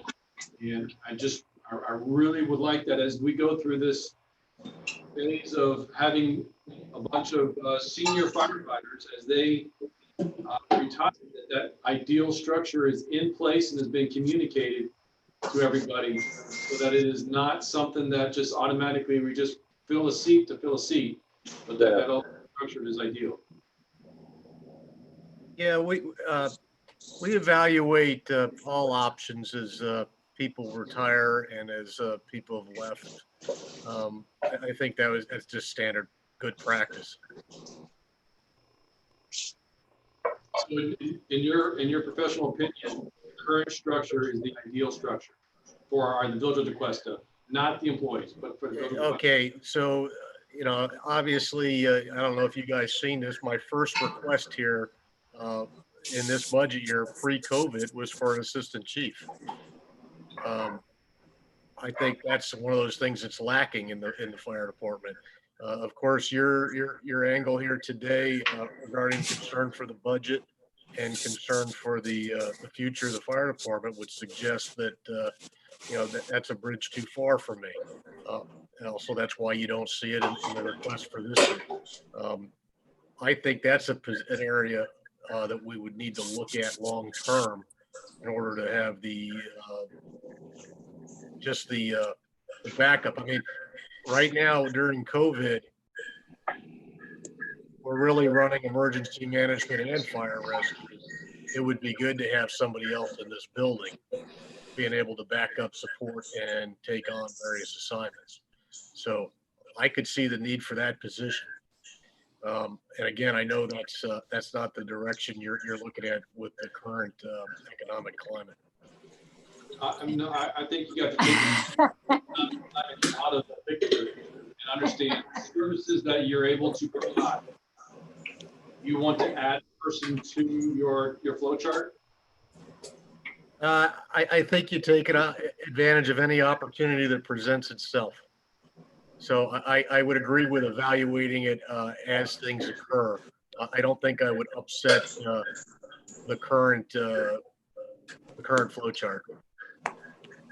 It's a little better. I can see everybody again. I think the issue, and this is true, you know, with a smaller municipality, the concern always is are you top heavy? Right. I think that's obviously what the vice mayor is getting at. But, Sure.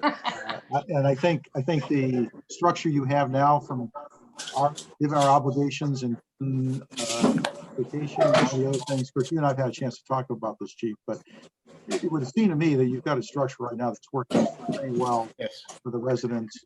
And I think your point about the seniority and as these people retire, we bring younger people in, that's going to mitigate the personnel costs to some extent as we go forward. I would agree with that. And, you know, that is something, if you look at where people are in the curve here, the retirement curve, so to speak, over the next 4 or 5 years, you're going to see that. Okay. All right. Any other questions for Chief Troop? Yeah, the only thing I'm just going to add is, you know, our guys have been here for a long time. And I think it's just natural that we created some positions for people because we wanted to give them a pay increase because of the work and everything that they've done. My fear is that that continues beyond this 3 or 4 years, 5 years. And so, but I just want to commend you. You guys do a great job. And we're very thrilled for all the hard work you're doing. This is like your opportunity to ask for me to ask some tough questions. And I really just want to make sure you understand where we're coming from, or at least where I'm coming from. I do think your structure is top heavy. I do think it puts a lot of burden on the overall budget and the services. We do get it. So I do appreciate all that you do. Thank you. Anything Mayor, further? If I can just add one thing, Jeremy, I sent you guys the updated capital improvement plan. Chief Troop did not have the latest and greatest. The one that we're proposing with budget that is from 21 through 25. It does have the aerial in there in year 5, and it does have the engine in there in year 4. So it's under debt service for that we plan to take out. So you guys will be able to look at those, and obviously each year I know I heard some comments. So each year we will look at those, you know, that's year 4 and 5. So we're not there yet. We'll see what structures develop between now and then. Obviously, you know, Mr. D'Ambra, you know, alluded to a 9, or he said 11 story. I think it's 9, could be 11 story building. I know there's a couple other projected higher buildings. So we will look at those and be critical and see where we are financially as well. So just so you know, there is an updated version of that capital improvement plan that does have both those in there. Okay. And Chief Troop, I sent that to you too, so you have that. Well, Jeremy, I think I can speak for us. You know, we're looking to you to obviously work with both chiefs and understanding concerns for the ability for us to operate both of these departments in a fiscally responsible way, I think is paramount. But again, we can look at this every single year. If we want to look at this every single 6 months, we can. But I guess it's looking to you, and you know what we're looking for, and you know what we have to do and what we're going to have to cut if there has to be or not. But I personally, I wouldn't in a million years, Chief, tell you what your structure should look like. Unless I'm a fire chief one day, I can't imagine it. So I thank you for the way it is working. It's not broken. And I think that, like you said, the captains are on the trucks, the lieutenants are on the trucks, everybody's working. Is it top heavy in terms of dollars right now? Yes, you've said that. They are the guys that have been with you for 20 years, 25 years.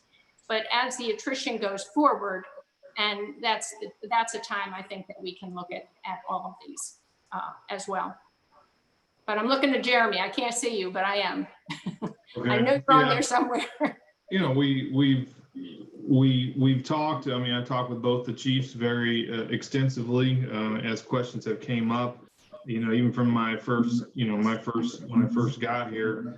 But I think every time we have a position turnover in the village, whether it's, a parks position or a fire or police, we will look at every position to see, and each director needs to justify if that position should be filled again. And so I hear what Kyle's saying. I think there is there's a concern to make sure, long-term we have a sustainable plan.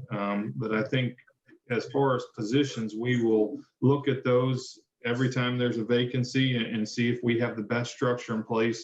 So we do continue to provide a good level of service or an excellent level of service. And so I hear you. I hear both sides of it, and I feel with this budget, I've presented what we feel is the best approach, and moving forward with the right staff, right people, at this particular time. One more question, or two more. Chief, how's morale of the fire department? How's morale? Yes, Well, I'd say there's two ways of looking at it. I think it's pretty good. I'd say it's excellent, except that I know COVID has an effect. It has an effect on everybody, every employee. It has an effect on me. Every day we get up, we look at the numbers. Every day we're doing emergency management. It's truly a grind.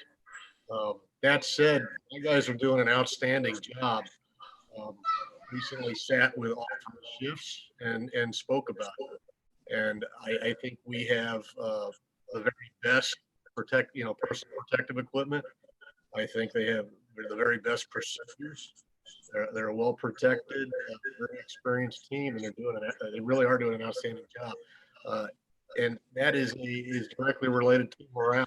When morale lags, so does performance, and so does the efficiency. You'd see it across the board. I don't see that. I think there is a little, they would probably like to be together. As you all know, I have them in two separate stations right now to protect them. They would like to be together. They're a family. And because we're in two spots, it's like you split up a family. And that's tough, even for me. There's guys I don't see for quite long periods of time, just because of the amount of work that we're all doing and everything that's going on.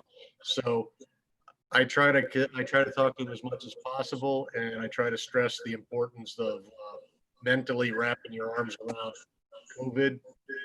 And I try to tell them about, the fact that this is going to be a marathon, not a sprint. That you need to think in terms of it's going to be one full year before we can really do this and be done with it. And I say that based on, predictions on vaccines and things like that. Just getting the vaccine, that just means I have 300+ million Americans to give it to. So that's going to take time. And we can't think like that. We have to think long term like that. So that's the single biggest morale issue I probably have right now, making sure everybody stays mentally strong. And mostly we're in good shape. But this is a long fight. There's no doubt you got a tough battle, and you guys are doing a great job. Last question, in your opinion, in your structure that you have, who's responsible to make sure that morale is good? I am. Appreciate that. Thank you. Anything else for the chief? Thank you, Chief True. Let's go to Chief Medina now. Let me find you.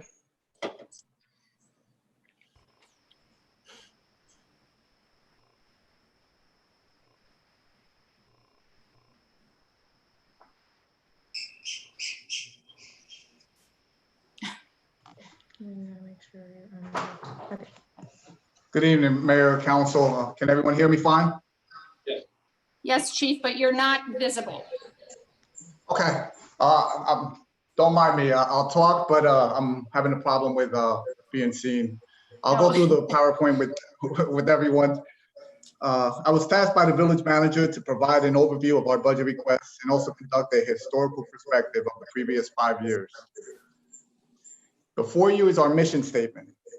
And know that all the actions that we take as an agency are driven by this statement. It's something that we take near and dear to our heart, and we ensure that we follow it each and every day. I'm confident that we're living up to that statement, as you will see some of those examples as we move through our presentation.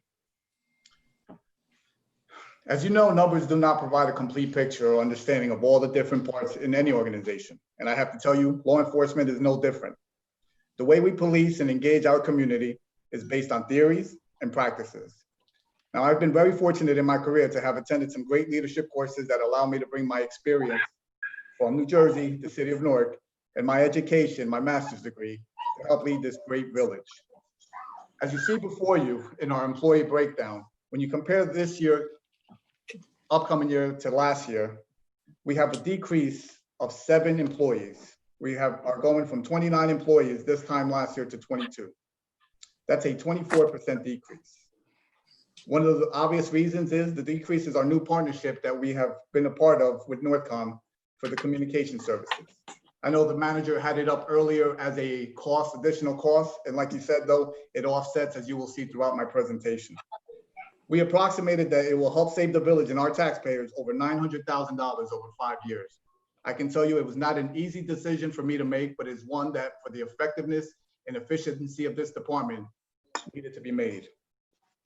I'd be remiss if I didn't thank Sergeant Amir Yildiz for his hard work for the transition. I have to tell you, from concept to thinking of making this move, keep in mind that Tequesta has always had their own communication center. To be able to move like this doesn't happen because Gus Medina wanted it to happen. It happens because everyone contributed to making sure that it moves seamlessly, as Chief Troop said earlier. He has truly taken the lead and has been a phenomenal leader. Of course, I'd be remiss if I didn't thank Brad Gomberg, who also was a huge part of this transition.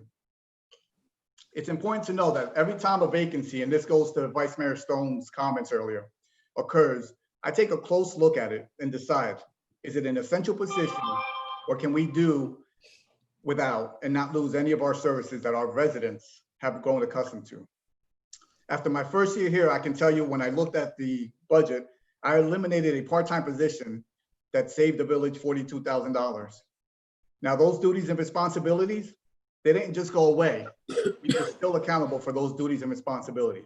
I can tell you myself, Assistant Chief McGrew, and my 2 lieutenants, Lieutenant Keith Smolin, Lieutenant James Pike, undertook those responsibilities and did so well.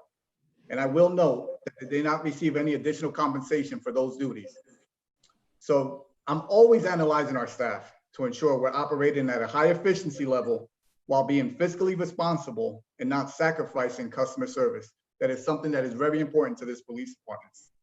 In fact, an analysis of our staffing compared to others in Palm Beach County reveals that we are ranked 11th out of 20 police departments in officers per residence. We come in at 1 officer for 306 residents. You will also know that we are also 11th out of the 20 municipalities that have police departments in the Palm Beach County. We are 11th out of 20 in pay as well. That is a credit to the officers that put on the Tequesta police uniform, who so proudly and strive to be the best. As you had seen earlier, we're number 1 in Palm Beach County, yet we're ranked 11th in pay and 11th in officers per residence. On this next slide, you will see our calls for service. There's been a increase, of 30% from 2016 to 2019. However, what it has not decreased is our response time. We respond to our callers in the state of emergency within 2 minutes of that call. In fact, it's 1 minute and 42 seconds. I can tell you, having been an officer on the street, having been a victim of a crime when I was younger, every second counts. And it's something that our officers ensure is in their mind as they're responding to our residents when they are in need. Obviously, the size of the village is one of the contributing factors, but also our deployment strategy that I won't bore you with, but just know that there is a science to all of this. I have dedicated half of my life to law enforcement, to improve and learn every day and always strive to be better. Some of you may know I'm an avid reader and believe in the writings of Jim Collins. He follows the belief that you have to get the right people on the right bus in the right seats in order to be successful. And I truly believe that is what we are doing here in the village with these great officers that I have the privilege to lead. In fact, just 2 weeks ago, I met with an individual, not a resident, that asked if our police department could provide police services for them. Obviously, I told him that there's a process, and I forwarded him to the village manager and Nielsa. But one thing that he said that truly resonated with me was that he appreciated how professional our officers are and how visible they are in the community. He also discussed the response times that his community has experienced. And I can tell you, it is truly unacceptable and much, much longer than our residents can ever expect from our officers. To give you a slight overview of our historical personnel budget, I won't bore you with all the numbers. As you see, the costs associated with an increase of, I think it's 1,200,000. Very simply, some of those costs are pension, obviously insurance, workman's comp, and salary. In fact, I will tell you, from 2016 to 2019, our officers' salary increased 150,000 total as a department. So from 2016 to 2019, 150,000. However, what you don't see in those numbers, and I love to always give the story that goes with those numbers, is that I decreased the communication salary.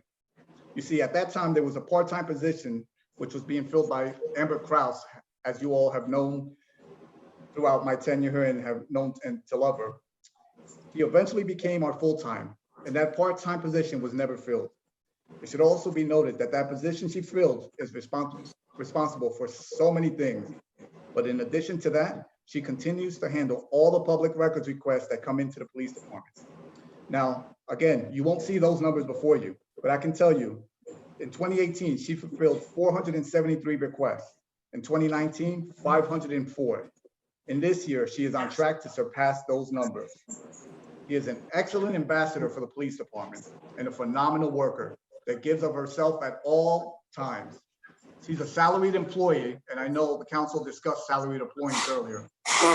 And it is not uncommon for her to be communicating with me during the night or work weekend hours.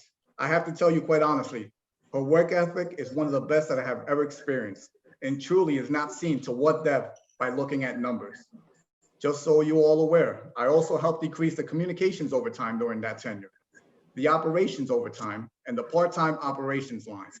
In fact, if we sum up those decreases that I just mentioned, that will come up to $142,000.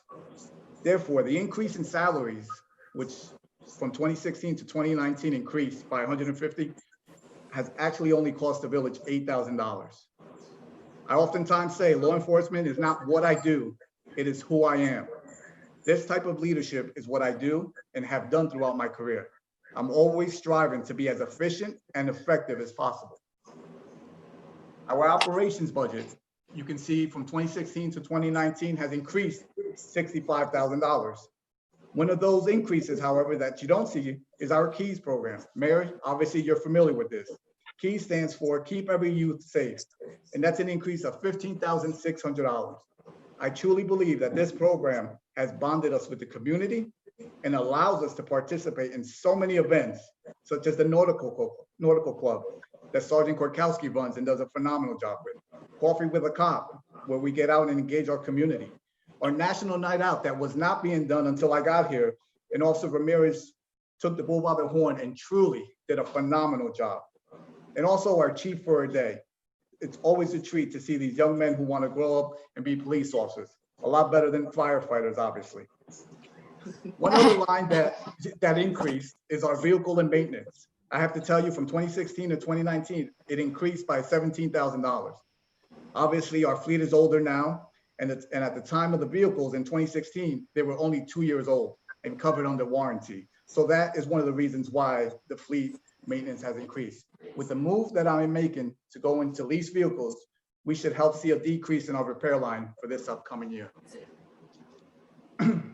One area in particular that I'm very happy and proud to show off to our council and village is the reduction in overtime from 2016 to 2019. Again, I began my tenure in April of 2018 and immediately took a close look at our overtime expenditures in the prior years. With the help of my staff and scheduling, we have been able to reduce this cost astronomically. As you can see, in 2018 and 2019, they have lowered since I arrived. In fact, operationally, we are looking at a 45% reduction from 16 to 19 in overtime. and a 63% reduction in communications. As you saw earlier, our call volume did not decrease. So you would think more calls, more overtime. However, we've been able to turn the clock the other way. That type of decrease does not occur on a whim. It takes a great staff and leadership to help attain that. I can't thank my admin staff enough with this reduction. Oftentimes, my lieutenants or assistant chief take on shifts in order to help the reduction. Anyone who has ever managed or led a business knows that things never go according to plan.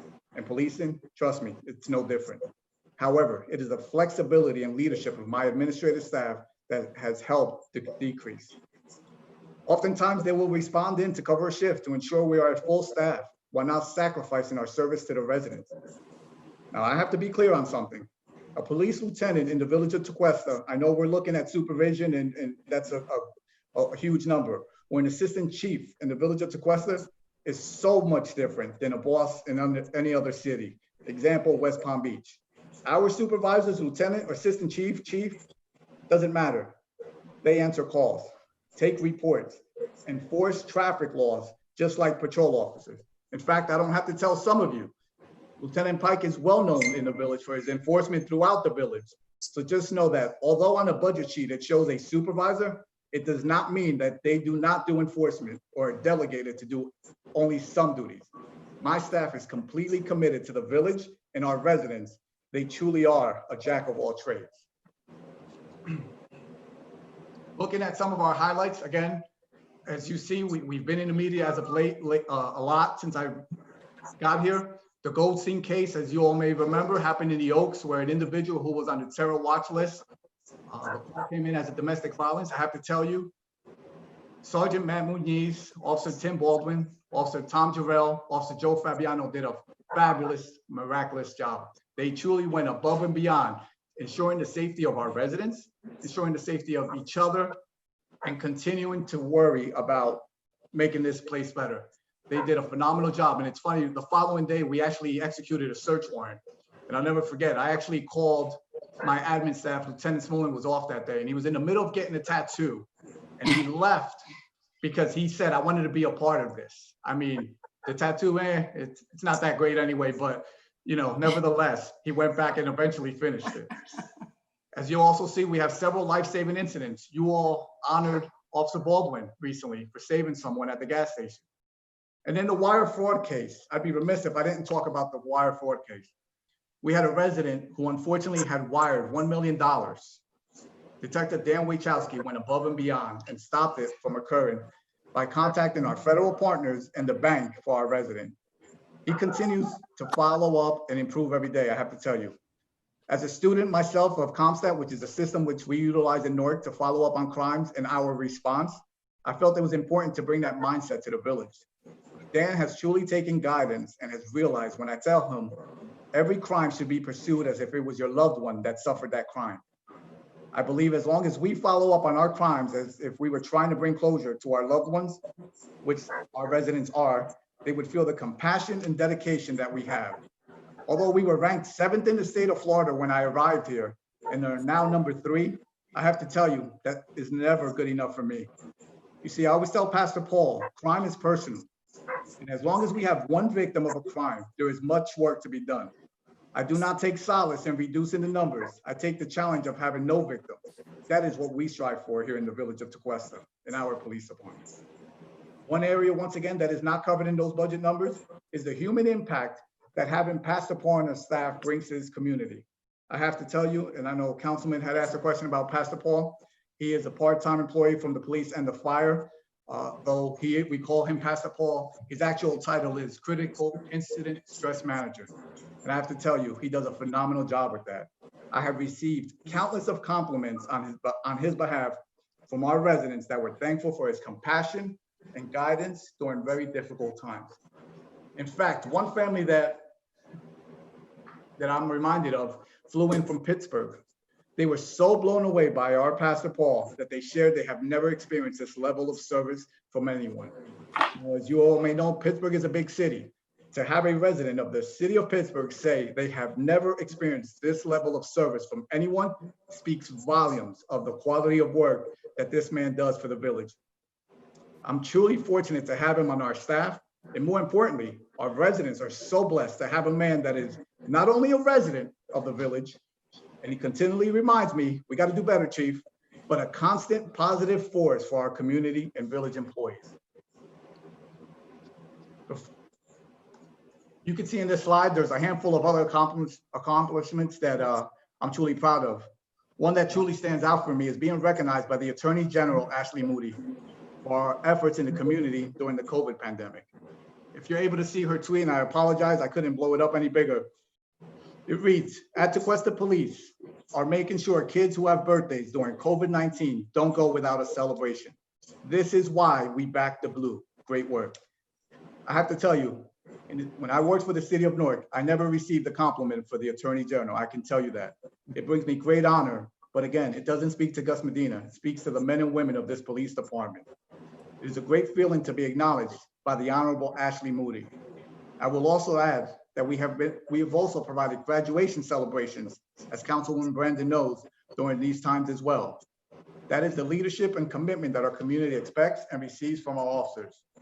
Also, Sergeant Korkowski provided a dying wish from one of our residents who asked for a escort. I have to tell you, Pastor Paul visited that individual before he did pass away, and he couldn't stop talking about how great Ray Korkowski made him feel. In regards to training, you all know that I'm a big proponent of training. I said that from day one, technology and training. These are just some of the training courses that our officers have gone through. FBI leader, just so everyone knows, is a leadership and supervision training.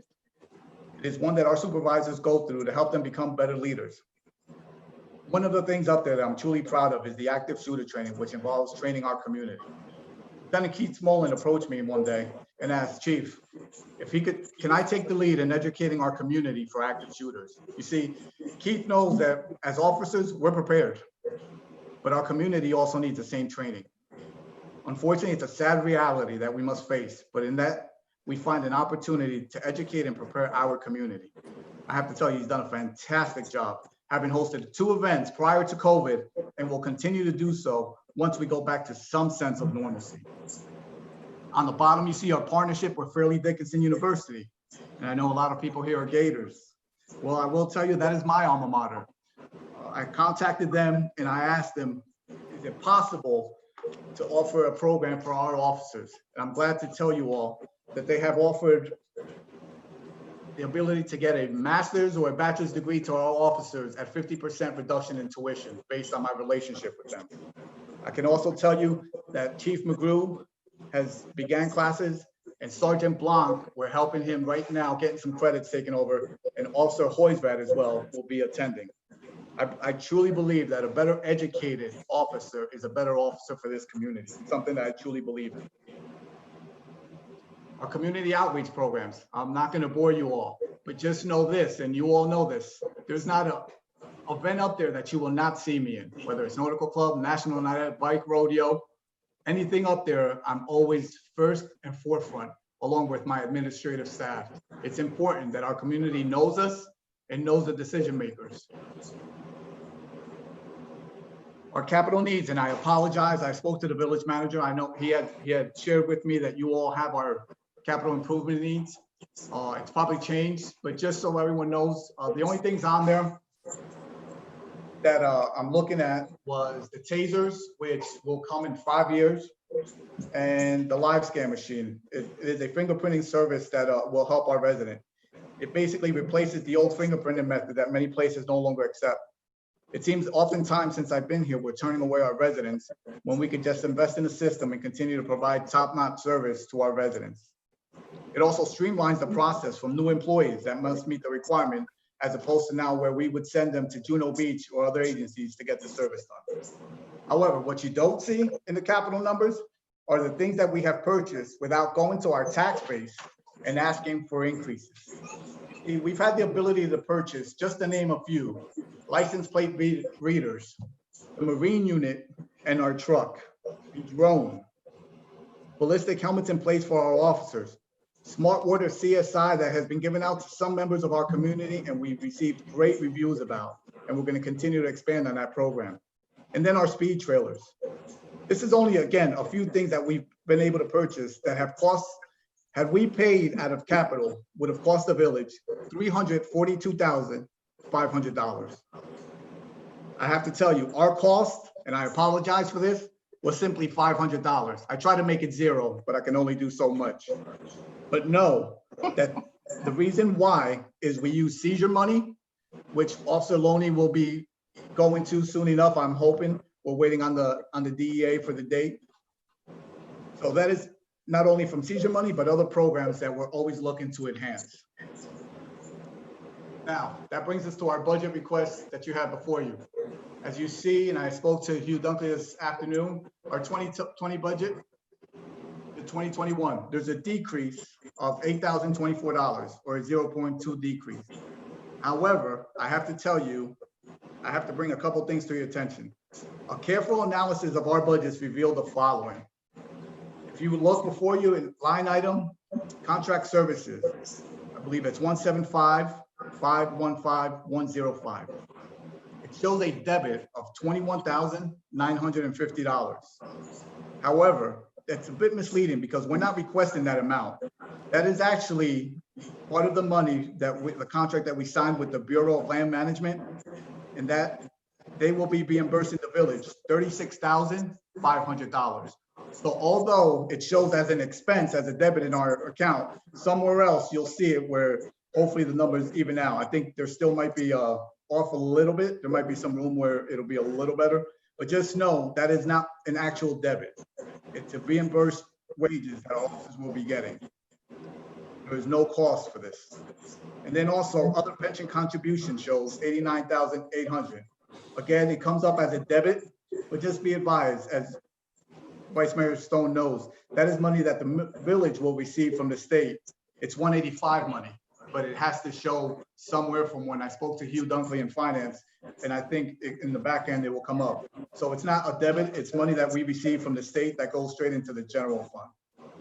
And then finally, line item 175,664,602, which is vehicles. The line item shows a total of $149,600. Well, this is for the lease of the police vehicles. Now, I'm sure there's some kind of mathematical reason why it shows that amount, but it should be noted that the village is truly responsible only for $51,600. I've spoken to Lake Clark Shores, and I know when they do their budget, they just put in the cost of the lease. Maybe there's something different. However, when you see that number, I don't want you to think that we're buying these vehicles. These are the lease vehicles, if the budget gets approved, that will cost us for the year. That would be a savings of $98,000.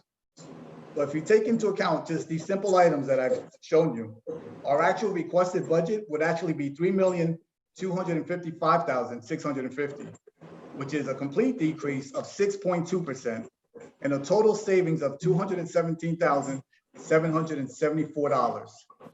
Obviously, that differs somewhat from the budget you have before you. But again, what you don't see complete in this budget is the great work of some outstanding leaders. One of the many things that I've done since I've been here is truly express how we need grants. We need to be able to do more with less. That's something where I came from that was always tattooed into our heads. I have to commend Lieutenant Pike that has submitted and received for the Manatee grant since 2008. We receive a minimum of $16,600 per year for Manatee. He does a great job, not only applying, but also following up to see if additional funds become available. I designated Lieutenant Smolin to apply for the body armor grant, which is still pending at this time, but we should be obtaining the grant. That will help reimburse the village 50% of any costs associated with the purchase of a vest. He truly followed up on this and has done a great job on it.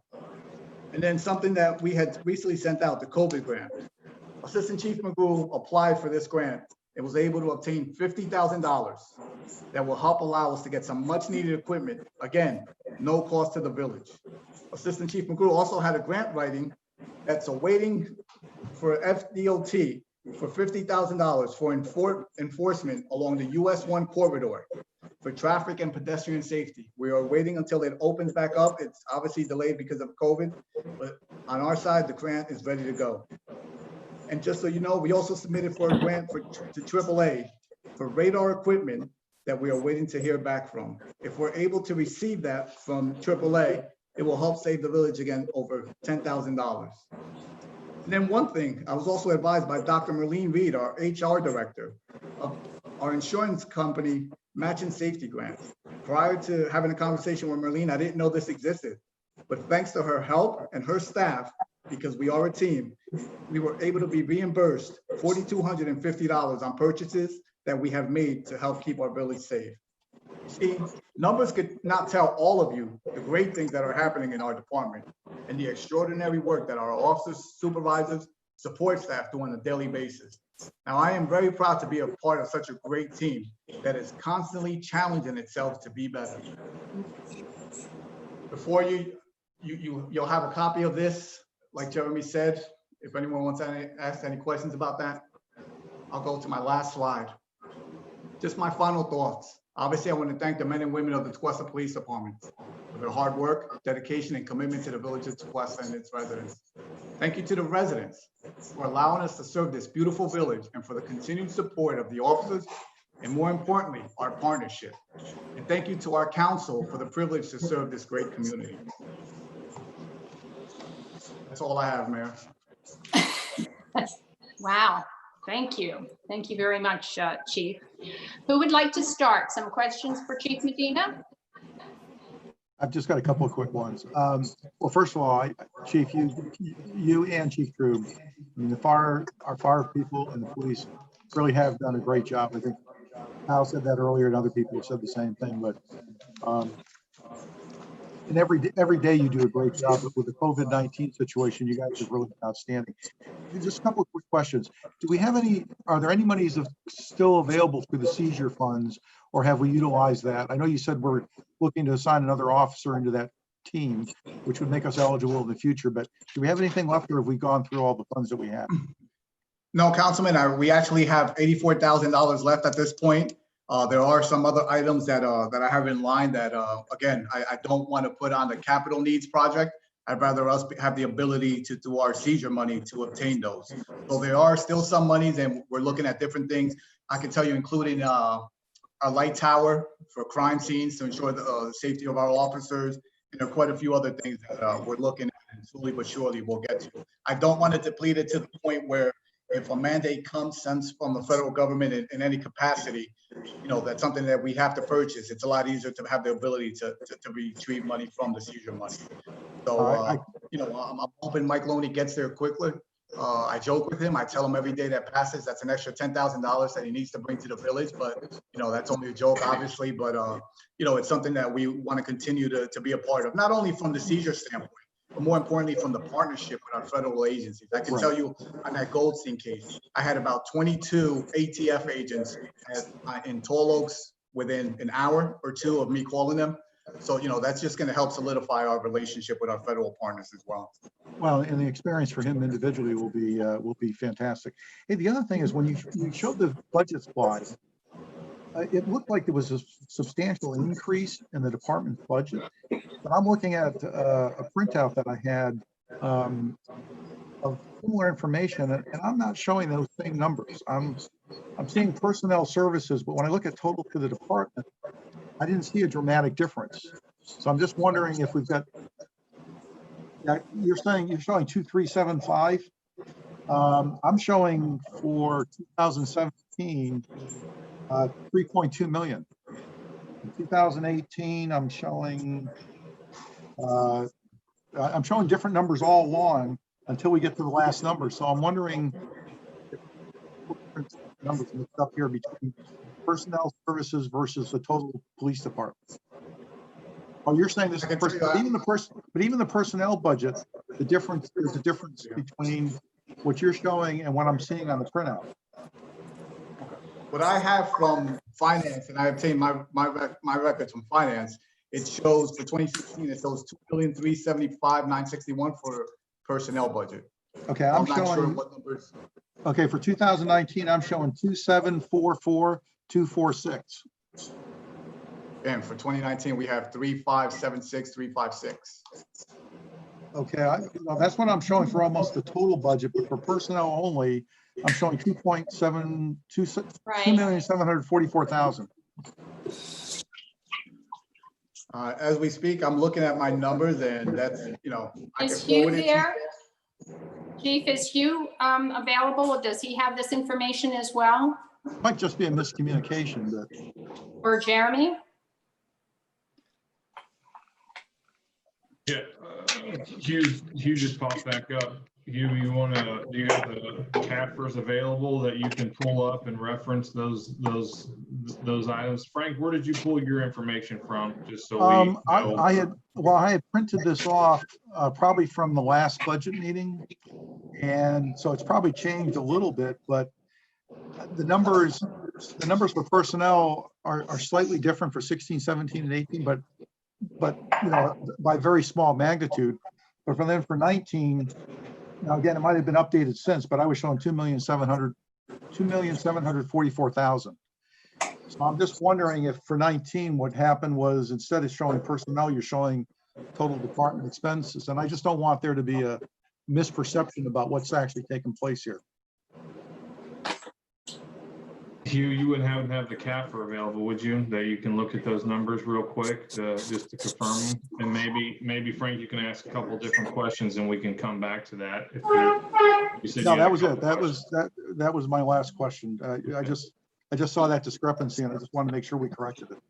Okay, well, let us look for those answers. Why, if anybody else has any questions. I'm just noticing that at the projected 2019, 2020 is 2.68. Right. Recommended budget is at 2.679,200 for personnel. In 2019? For the recommended budget, he's got it on one of his last slides, 2.679. That seems more in line.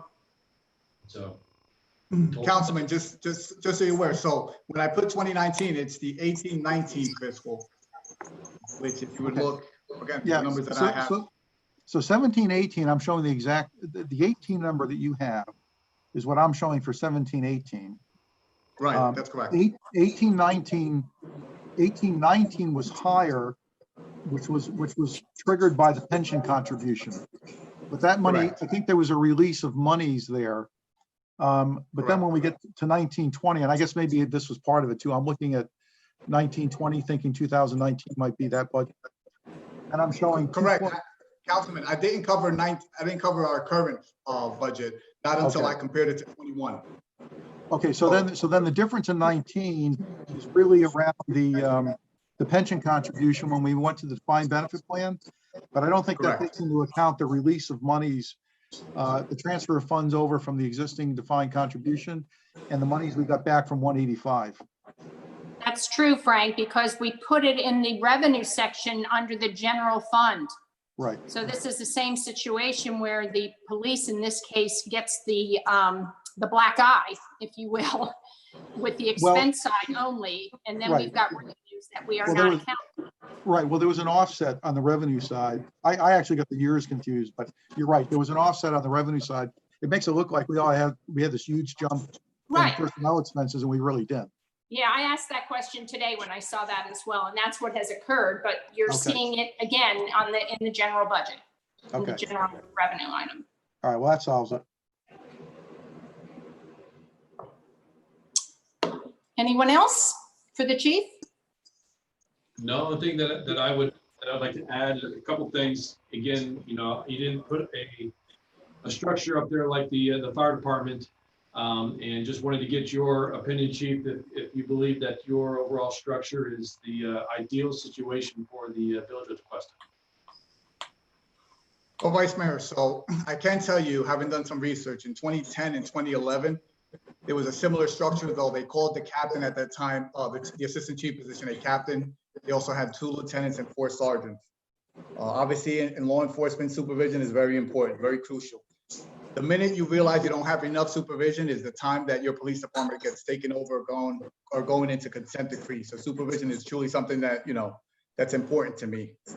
What I can tell you is we're continually evolving, right? So just because I lose a vacancy, if a year from now we lose a position, I don't automatically say, hey, let's just fill it because I want to fill it, right? So there's a science that goes to it. Obviously, we're going to look at at the end of the day, can the village benefit and receive the same type of service if that position is removed, right? I mean, I did it in my first year when I had one position, like I said, that I eliminated. You know, having walked in here, I'm sure people didn't think, hey, I would eliminate that position. But when I looked at, okay, can we do that a lot better and not cost as much money?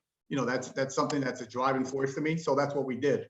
And then obviously with Northcom, as you well know, that was not an easy decision by any means. I mean, we're talking about people that have dedicated their time to the village of Tequesta and were lifelong employees, 13, 15 years. So when I make those type of decisions, they're not made in a bubble. I mean, it's a matter of looking, we continue to be as effective and as efficient, you know, without any drawback to the community. And if it's not, then, you know, it's a tough decision, but it's one that, you know, that I've proven in my track record that I have made. So if, you know, ideally, or you're asking me if it's going to stay like that, I can tell you that I'm continually going to look at it. So. The only thing that, you know, continue to look at that, obviously you guys do an incredible job of being able to react fast and get to the right spot at the right time. Obviously Northcom is helping with that communication with those communities around us. I just want to just caution in the aspect of, you know, if we continue to increase the overall personnel side and it doesn't necessarily is managed appropriately, which it looks like you got your budget managed to where there's not a significant increase year over year, and a lot of that I think is because you're saving close to 200,000 because you went to Northcom. You know, that's a good thing because these services that you guys provide is excellent, and it's something that we want to be able to maintain to not only us, but when we're called upon to go help our neighbors too, we're able to do that as well. You didn't mention anything about the boat and if you're increasing the amount of time that boat's going to be on the water. Can you touch on that? I'm sorry, you came out. What was the question? Yeah, can you mention about the boat and are we increasing the amount of time that we're going to be on the water with that boat? Oh, absolutely. We've truly been out there. When COVID first hit, what we realized is obviously due to all the restrictions, people are out there in the water a lot more than usual. So one of the things that we did, the manager and I, when he first got here, we sat and we talked about having the need to increase our marine unit time on the water. And one of the things I have to tell you is a couple of things. One thing is that I added the additional officers. They went from 2 to 7 that are able to operate our marine unit. And I will tell you, they are fairly new officers. So obviously, overall for the cost of the village lessens in that regard, you know, given what we're paying if they're on overtime. But also with the Bureau of Land Management contract, one of the negotiation things that we talked about was I made it clear that, you know, we have a manatee grant that gives us X amount of hours that we have to be on the boat, which comes out to at first $16,600. So what we discussed with the Bureau of Land Management and they have approved is when manatee season's going on, our officers will be on the boat under the manatee grant. However, and then our officers for the Bureau of Land Management will be on the trails. But once the manatee season's over, it's going to switch the other way. So now we'll have the ability under the Bureau of Land Management contract to have additional hours on the water. In fact, I believe they wanted 330 hours that we've been contracted to patrol the waterways. So you're looking at, you know, quite a large increase of enforcement in our waters. And again, that's with the ability of having that BLM grant, you know, that you all approved, and I thank you. It's not going to cost the village any extra to have additional resources out in our waterways, which, as you all know, they've made countless saves from. Now, I'm asking another question I asked the fire chief. How's morale with everything going on? Well, I have to tell you, it depends, obviously, who you ask. You know, I mean, I honestly think that that we have a great morale. We have a great young officers that truly want to be here and want to provide the best service to the village. I think we're all a team. You know, I think in any organization, whenever you have everyone that's happy, you're not doing the right thing. And that's just me. And you all know from a business perspective. And vice versa. If everyone is miserable, I'm also not doing the right thing. So, but what I can tell you is that I'm very approachable. I mean, my officers know that at the end of the day, I have everyone's back. I truly do. I think the work that they do is phenomenal. So in regards to morale, I do as much as I can with, you know, what we have. And I, you know, if you were to just poll people that have worked for me and even the guys as a whole, I think that honestly, I think they're quite happy in which direction we're going in. Do you measure success or in morale being, being improved or just maintaining where it's at? I'm sorry, you broke up again, Councilman, I'm sorry. Yeah, on measuring success with morale, is that a goal to improve or is it just maintain where it's at? Obviously, everyone wants the type of work that you want to go to work, right? So whether it's policing, fire, or in the business world, you want to know that you've contributed in some factor. So as long as that's my driving force to ensure that my officers know that at the end of the day, A, I support them, B, I have their back dyingly, I will always support them in anything that we do. But as far as now, does Gus have a bad day because someone's upset? When I look at the overall scheme of things, no. But is it important to me that my officers are happy? Absolutely. But is it my driving force? Well, if that's my driving force, then honestly, I'm in the wrong business because I've been in law enforcement half of my life, 23 years, and I've ran many units, and I have to tell you, big and small, and I've never had one unit where every officer was ecstatic over the moon. One thing that I've done, obviously, is I've changed people's shifts around to help reduce the overtime. So obviously, people get into routine. So that could become an issue, and I understand that. But at the end of the day, we as a department are going in the direction of what is best for our village and our residents. And as long as our officers know that, and I have to tell you, they truly do, then I think we're moving in the right direction. And then lastly, who's responsible for morale in your structure? Everyone from a first line supervisor to the chief of police, everyone is responsible, yourself and the leaders and the bosses in front of you. All of us collectively are responsible for that. Just the same as if an officer does something wrong, we are all responsible. It's a failure on all our parts. Just like the fire, I want to commend you on all the hard work that you guys are doing, keeping us safe and ready to do the unthinkable. So thank you. Chief, the Vice Mayor reminded me of a question I did want to ask. The arrangement with the Bureau of Land Management, are we covering both sides of Beach Road? The area that's within the village itself and the area that's south, that's under the control of the Bureau of Land Management? Yes, that's correct, sir.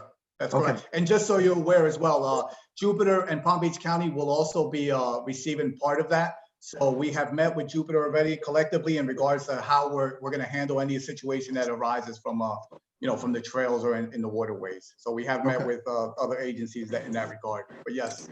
Okay. Thank you, Chief. Thank you, sir. Anything else for Chief Medina? Thank you, Chief. Whoops, sorry. Lucky you went last. I'm tired. Yes, well, I just wanted to make sure that we were there. Thanks, Chief. I think we're good. And Jeremy, I'll kick it back to you for a wrap up. And then I'm going to, we're probably not, I've asked, we haven't had any comments on YouTube from anyone, and the phone lines have been open, so I haven't heard anything. And this is just a hearing or a budget workshop, so we don't have to take comments at this time. But Jeremy, do you have anything to wrap this with, or can I call for adjournment? I don't. I mean, I think I'd like to give some thanks to Hugh and Michelle for their work with the budget and helping. We still have a few things to kind of tighten up. We'll look at, I'll have some additional meetings with you guys as council to try to wrap the budget up in that process before we have to adopt it in September. All right, thank you. Anything else from council? May I have a motion to adjourn? So moved. Second. All in favor? Aye. Aye.